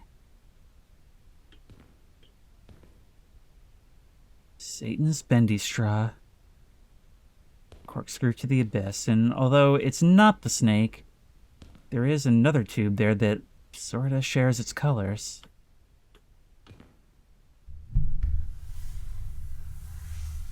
Red touch blue, shame on you. Whoa. Oh, it's one of these funnels. The lack of water is definitely a problem in these areas. It's a good thing I'm wearing a shirt. But, man, we are gonna get burned so bad. It looked bad from the outset, but it's gonna get even worse for us. We do a little twirl. Finished chapter 5. Wait, what? Is that right?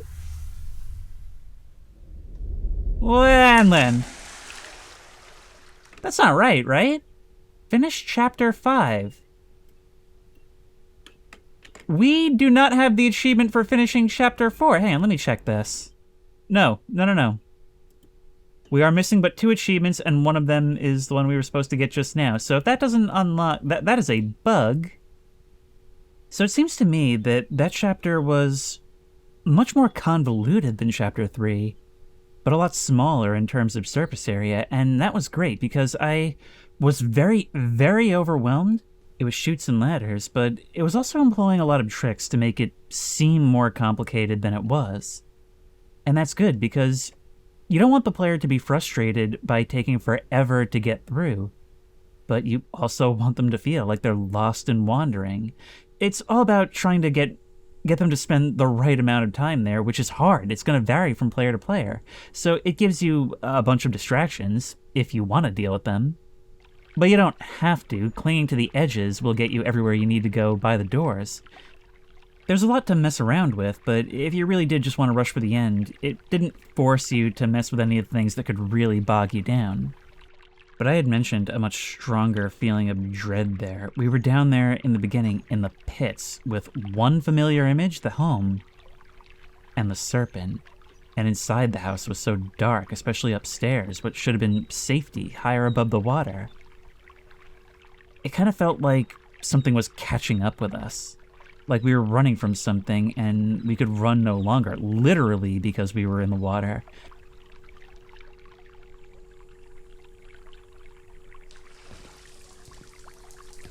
But it had those same, like, kitty colors, but the texture was so much more plain, so much more concrete, a rougher texture. In other words, it was similar at a glance, but felt more unfriendly, more like a prison. Something I've realized is that it kind of feels like this game is coming into being over time. We started out in the pool rooms, and that is the simplest it's ever been. Then it started to add a little bit of color, a handful of props, until eventually we had these play areas and more complicated spaces culminating in that MC Escher nightmare. And now we're right back to pools again, at least for the time being.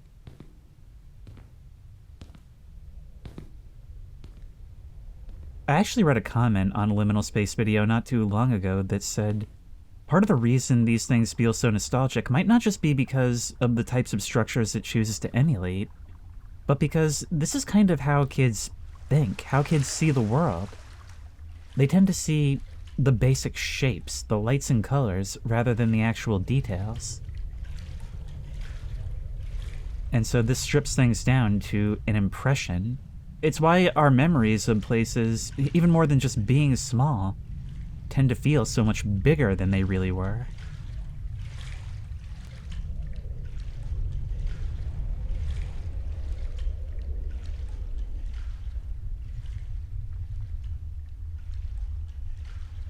It's the standout features that left the most impression that are exaggerated in memory, and in a child's mind, maybe even in the moment.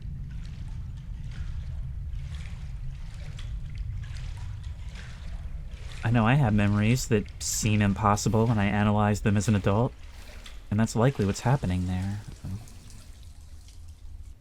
I'm just going to put my movement speed back down to 1.3. We don't need the big stuff anymore.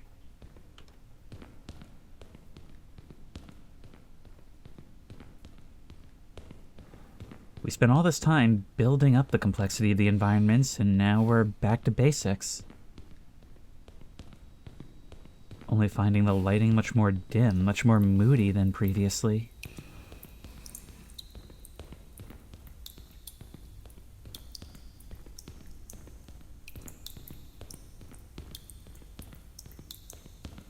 Look at that, there's like a tiny little hole. Almost like for a filter, actually. Now I see it's not just a repeating pattern of the light, it's a bunch of them.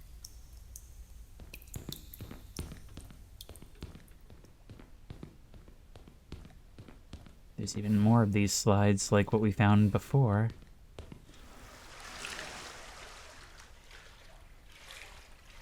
I always forget how much slower we are in water.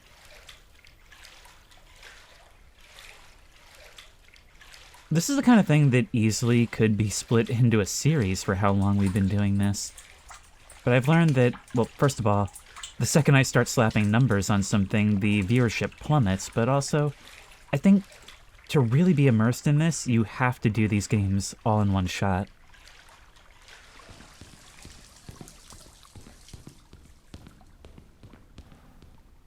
Look, this massive bare room, and only around the corner do we see the reflection of the surface of water. It almost looks like a writhing mold that's growing over the tile.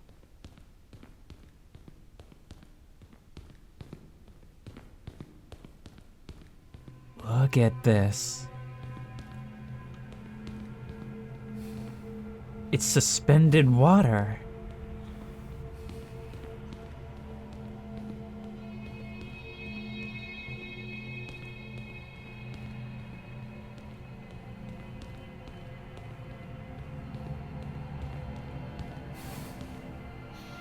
I guess we try to enter, right?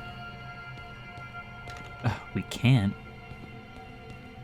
Maybe there is glass. Maybe it was foolish to assume suspended water. But it sure looks like it. Wait, if we look upward, can we see anything? Only that extends into nothing.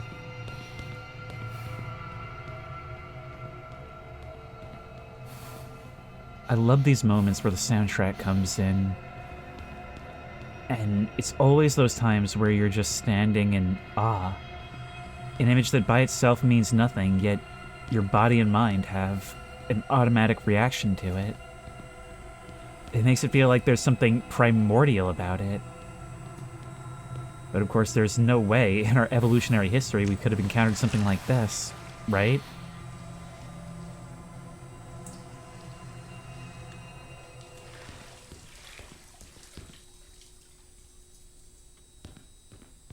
Look, there's a little shelf up there. It's like passing under a cave in Minecraft.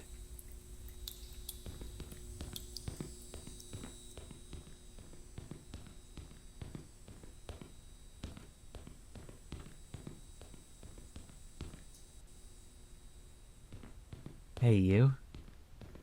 It's a little dark, I can't see your face. Are you one with or without eyes?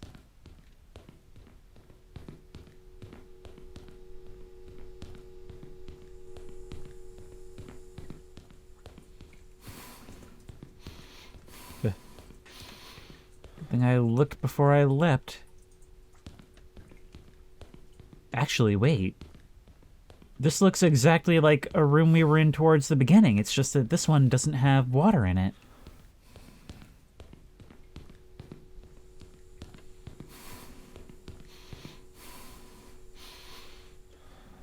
What do you say we try our luck with the red room then?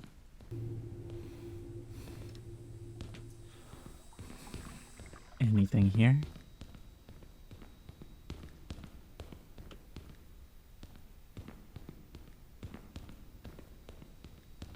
I feel like as I'm running, I'm gonna see a million hands start reaching up out of the water around me, clinging to the edge of this thing.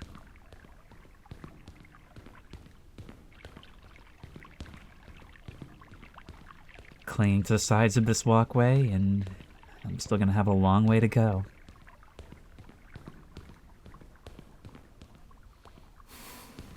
So once more, presented with another choice. Doesn't hurt to see what's around the corner of each, right? Ooh.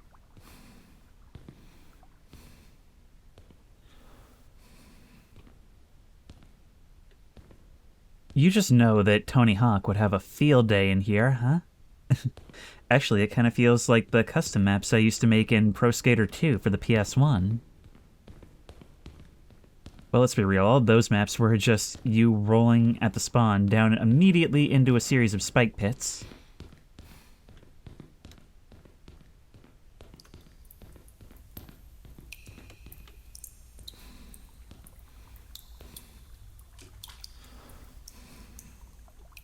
And these massive shafts in the ceiling, all uniform, lined up perfectly with each other, remind me so much of skylights in like an 80s or 90s modern house. It's funny because that is the first thing I thought of when I came in here, not even thinking of like rec center pools at night. And once more, it's doing that thing where it takes adjacent but not related aesthetics. Adjacent why? I don't know. Maybe there's some overlap in architecture or coloration. They don't really belong together until you put them together and you realize that there's something to this.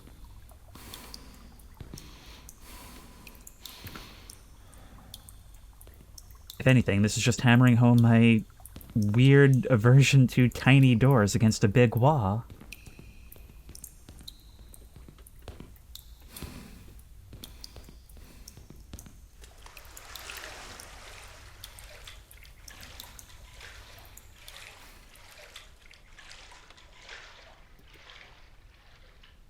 Is that another doorway, or is there something here? From this distance, it just looks like a mouse hole.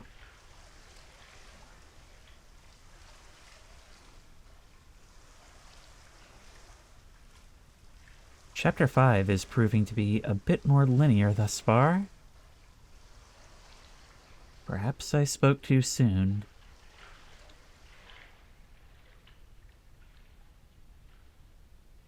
So there's no way we get through here without issues, right?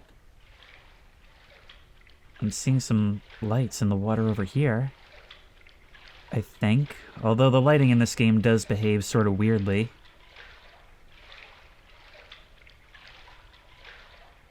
Visually, I like the sharpness of this game, but it does have a lot of lighting issues, yeah, like that are likely done for, like, Unreal optimization. But it can be a little strange at times.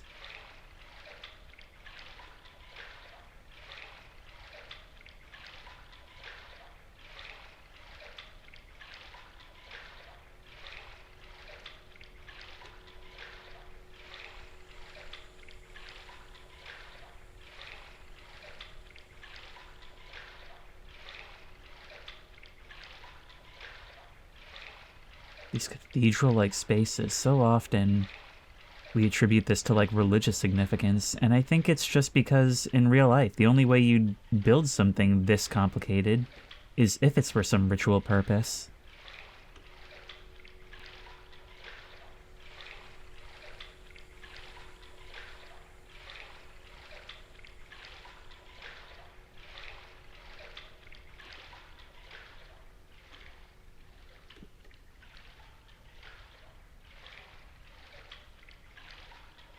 So far, so good. I am seeing other doors along that wall. Of course, we are very slow, so when we're in that final stretch would be the time to have something far faster come running or slithering out of the back.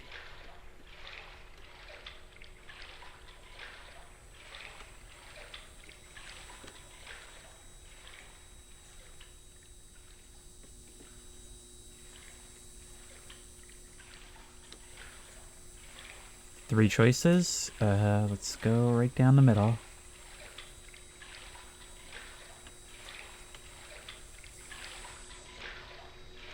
Snakes can't fit in tunnels like this, can they? Then again, I have heard that tunnel snakes rule. And we're moving again.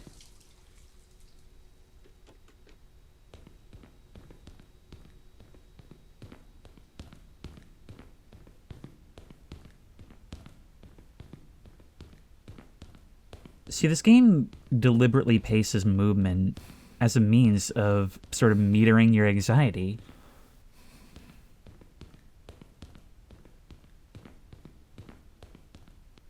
It always keeps the inherent dread of this place at the back of your mind, with just a handful of sections where it threatens to do something, where you're very aware that it could, and there'd be little you could do about it.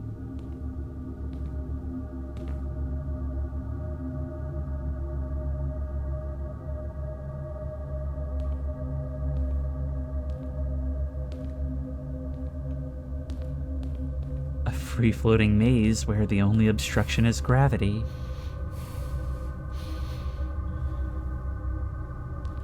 Oh my. I would be crawling over this. There is no way. I mean, imagine getting just to here and then feeling your feet slip just a little bit, falling to your knees, placing both hands on the ground.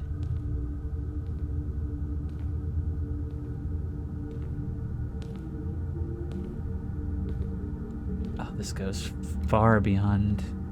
Far beyond. I don't even want to sprint.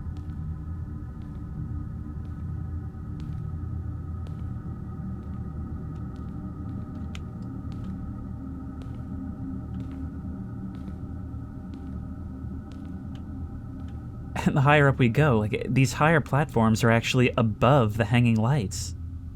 So we can't see anything. Right, that leads to nowhere.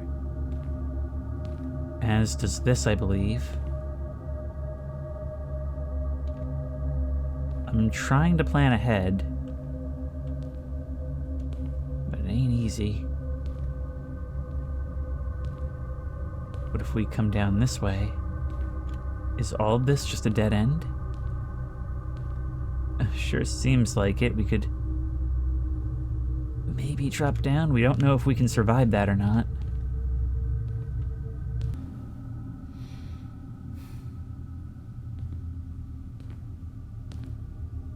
I think what's so terrifying about this is that it looks like a nonsensical tangle. And eventually it sets in that it's your job to untangle it. Not even that it's your job, it's definitely something you're doing for yourself. You just hope that there is a way through, because it doesn't care if you make it through or not. I think one of the questions you always have to ask when it comes to liminal spaces is, does it know you're here? Does it have that consciousness? It's one of those Arthur C. Clarke moments where both choices are equally terrifying.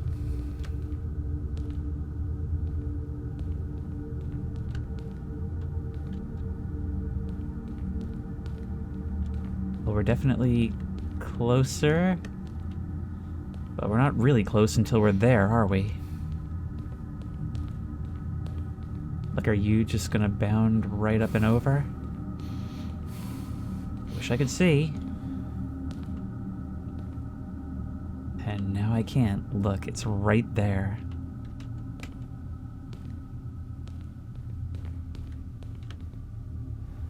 Oh, there must be some way.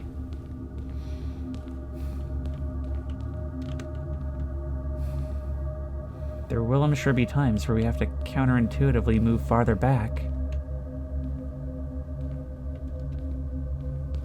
There, actually. Up and down. See, in dreams, you can often see in the distance what it is you're trying to reach, but it's always so frustratingly difficult to actually get there. Am I just going back the way I came? I don't see how I'm gonna make this work. I might have to try dropping down.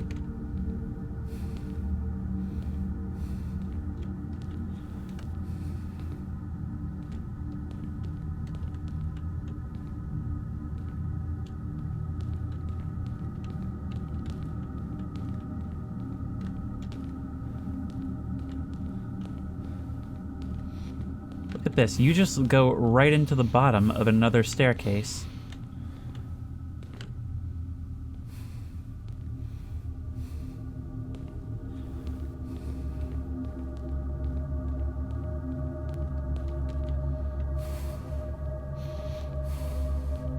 Oh, I think we finally made it. Okay, here we are. We just made our way through all that. Don't ask me to retrace my steps because I can't.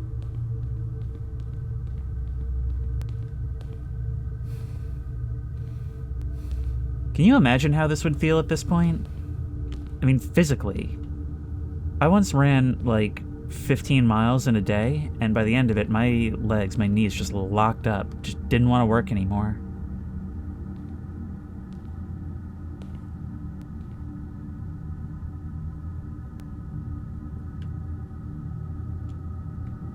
Total spaghetti.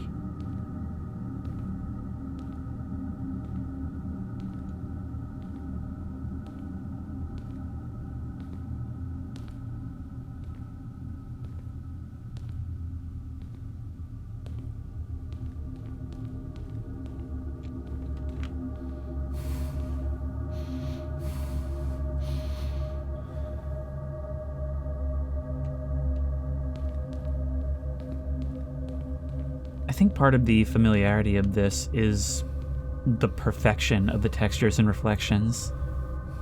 Because when you're a small kid, these are the colors you're presented with, and these are the things you fixate on. Just how things look when you hold them right up against your eye. How they feel in your hands. And all of that comes back, things you haven't engaged with in a very long time.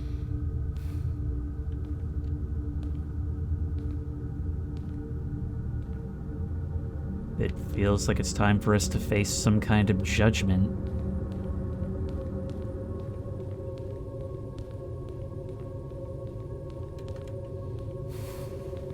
Now the ambiance is less a rumble, more a howl.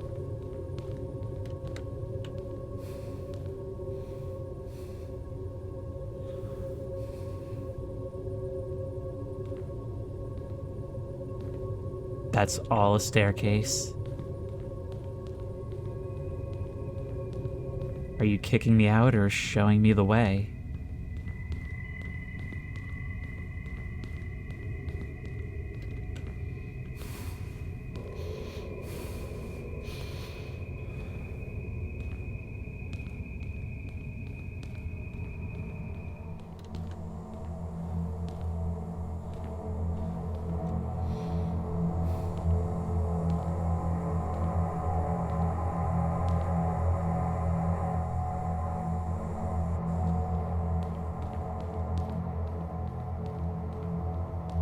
I think I mentioned earlier that sometimes there's nothing to say.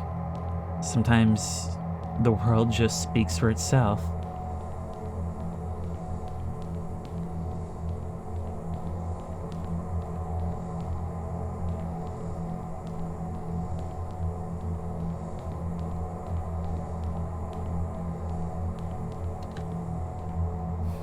Really thinking they were going to pull a fast one and just have a plunge into nothing right after the top step, not even a landing. Just as we think we're about to make it, it wraps around the corner, and we're climbing some more. No place to rest, and we know we need rest because we can hear our characters breathing, our struggle.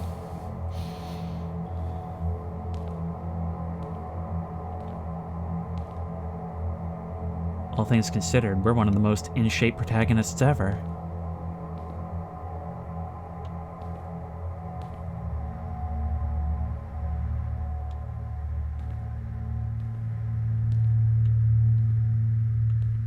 The lights feel like a million faces in the crowd, like everybody in a stadium gathered to see us perform this moment. Like we've been learning and preparing this whole time, and this is our recital.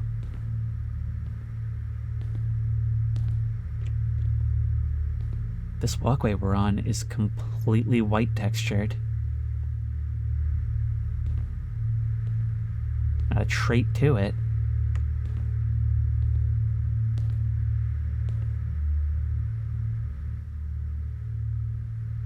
Feels like fate, whether it benefits us or not.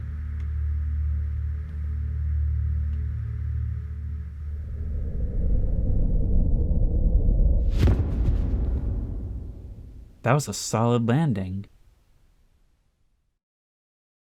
But I didn't hear the snap of bone.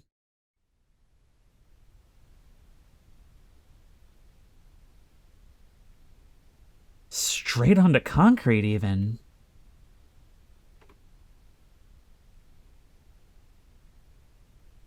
And not even a hole in the ceiling above us, like it didn't even happen.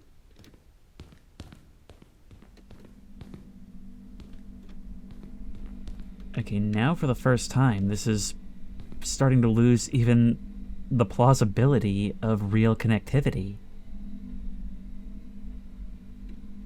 It's much more like a nightmare that just won't end.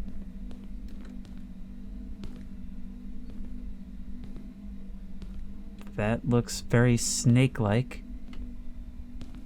Comes straight out of the wall and doesn't respond to me touching it.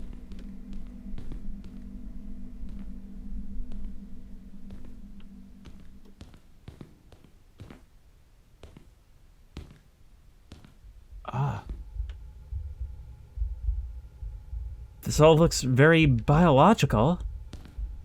But is that actual sunlight? It's no different from anything else. It's just an irregular opening for once, not a smooth, round edge.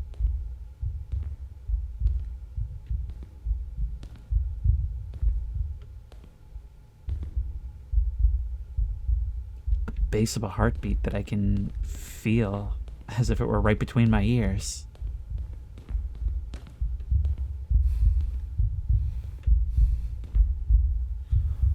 Hey, it's worth a shot, right?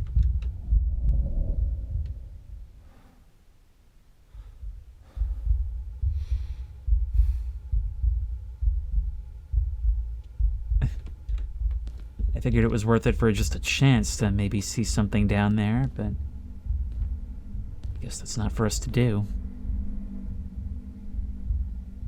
And with these red lights, we can't tell to what extent this stuff coats everything.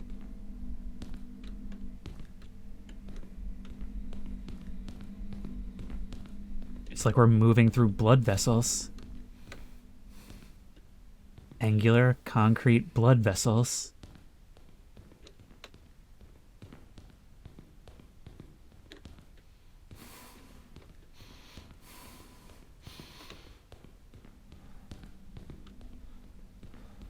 Sometimes there's even lights suspended in the gore. This is definitely gonna require some post-editing shadow lifts. Because I can hardly see a thing.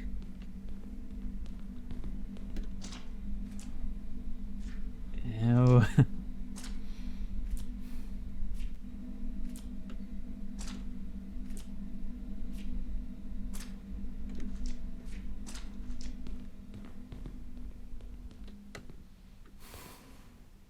This is where we were, right?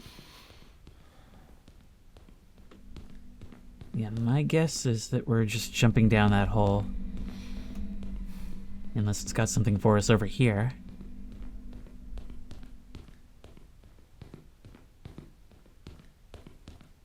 Earlier I said it feels like we're going to see the wizard. Well, this is more a return to Oz in feeling.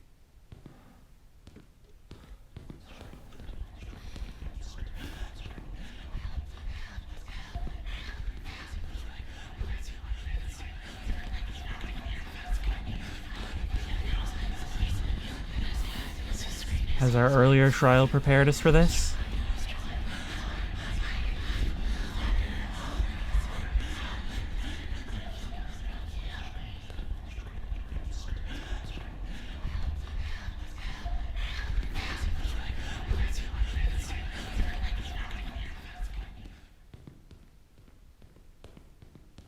At a certain point, you just stop.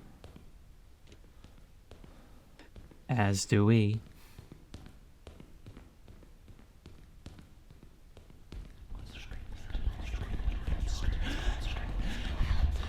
It's like a million gasping, snarling, rasping voices just trapped in that space. Like it's their container. Interestingly, at first it's tough to discern if that's gasping or snarling. And it's very different. Are their souls trapped within, or is something about to come out?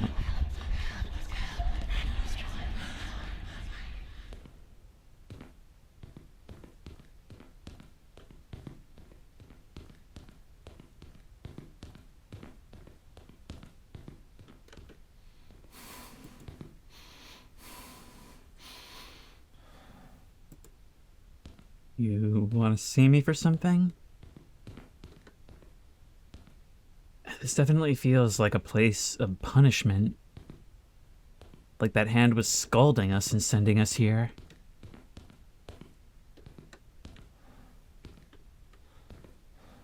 We're connected to something, to a pipe.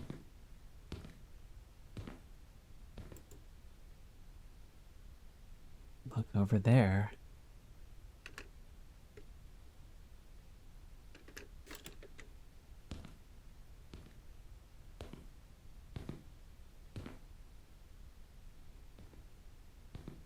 There's something casting a massive shadow on this, but I feel like this is what it's like to look out the window of an apartment building in the city as a kid. You know that it's huge, you exaggerate the number of floors, and you just kind of tile it so that it's your full vision. There's not going to be anything I can do with this TV, is there? Of course not. I swear sometimes the depth of field just acts on its own. And it's always acted appropriately, too.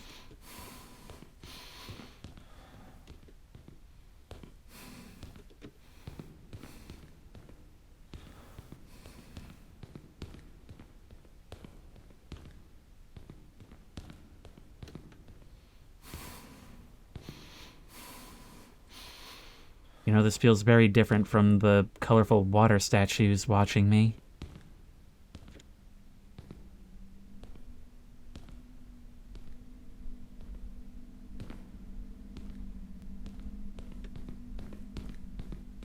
I'm just gonna get out of there. I feel like you're the eyes of this whole greater organism that now knows I'm here.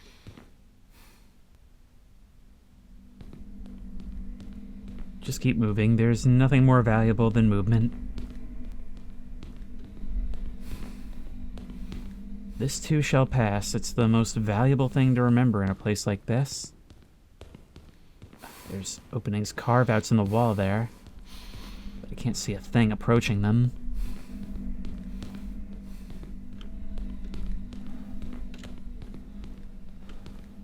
These sounds always give you the feeling that air is moving through this space.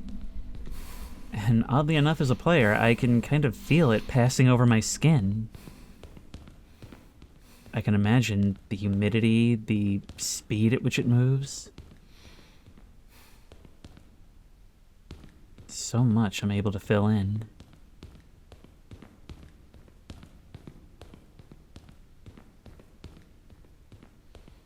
It's smooth and angular, like a courtyard between apartments. And yet the openings are irregular and rounded like catacombs, like cliff graves.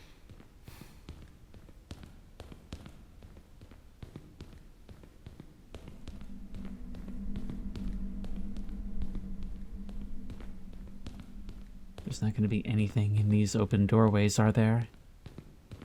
Nope.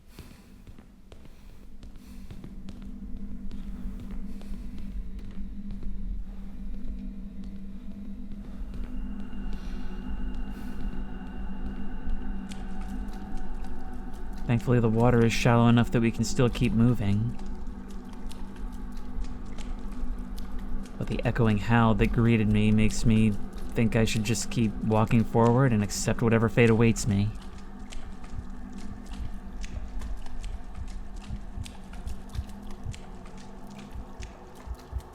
Heartbeat, you've returned.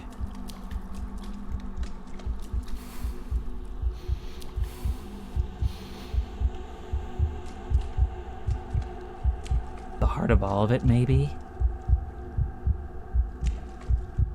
I'm just now realizing this is a way of bringing home that imagery of the slides. Everywhere we look, there's different tubes and pipes, and even in the form of the snake, it blends in. It's imagery that all comes to a head as an actual vascular system. Well, it doesn't come to a head, probably more like a chest, to use that analog.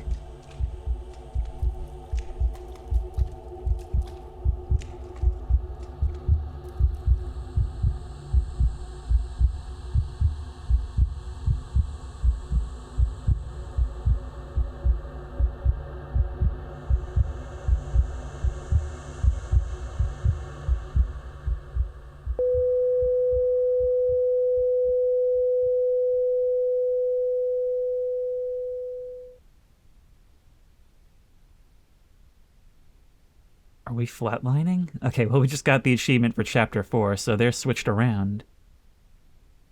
But that's the end. That's LiminalCore. And I think that sound, that flatlining at the end, confirms what I've been thinking since we heard that voice saying, "Wake up." I think what we're seeing is our dying brain conjuring something from the things that left the greatest impression in what may be a pretty short life. I'm thinking we're probably pretty young, that the person telling us to wake up may be like a parent. At least that's the impression that immediately came to me. And it's really cool. It's by showing this as an organism, as something that has a beating heart, it sort of treats these as like the pathways of our own mind, treating those pathways as a physical, complex space, a web that, as a whole, represents ourselves. Not even memories, but the impressions that certain things in our life left us with. Things that we couldn't attribute to anything in particular, and yet, just due to our past, give us an immediate reaction. If I were to take a wild guess on what's going on here, I would say that we were injured in some incident, maybe involving water, maybe drowning. And so that's why we enter this world waking up in a pool of water, trying to gasp for breath. We lost consciousness, and when we regained it in some form, this is where we were. And that continues by having all these vague thoughts that pop into our head, still mapping on to the pools. It never leaves that sort of environment. Even when we're relatively dry, that's just because we moved to ball pits instead of water. But it's still connecting that to being immersed in a liquid, in a fluid. And maybe in the end there, it was a starting to remember what happened. We feel this dread throughout the entire game that is much more overt than in other Liminal games, even if they did sort of have that as an element. You go through this entire game with the feeling that something is wrong, but you can't place what it is. And whenever you reach the object you're chasing in a dream, that tends to be when you wake up. Whether that means we finally stopped fighting and our heart gave out, as that sound in the end seems to imply, or if we woke up from our coma, well, I guess that's also up to interpretation. When I say that this game has a dreadful feeling to it, what I mean is that there is a pit in your stomach the whole time. There's a sinking feeling. And that's appropriate because that's the feeling that familiar liminality gives me. Like, I should be realizing something about this. I should remember this. It's important. Why can't I? I've been here before, haven't I? Liminality is supposed to be almost familiar, and that doesn't work if you don't remember the human side of it in storytelling. So I love that this does much more than really any that I played. And in a very saturated genre, it definitely earns its place in that way. It's probably one of my favorites, and if I had some influence on it, well, that makes me really proud. Liminality by nature involves a discomfort in vague recollection of the almost familiar, and so it does something that so many of these games forget, which is to have that human element, while still retaining that mystery and uneasiness. It never spells anything out for you, but just like the feeling of familiarity in an old photograph, you feel like something is connecting with you here. Do you get it? That something is connecting with you. The idea of the barrier between entertainment and reality, of recording and the present moment, and where memories fit into all that. It makes such good use of the liminal themes, but in such subtle ways. But anyways, why am I back here and not doing my usual outro? Because I'm feeling completionist, and there is only one achievement that it's going to bother me if I don't get. And that's for hurling ourselves into the void 10 times. We currently have like 5. So whee!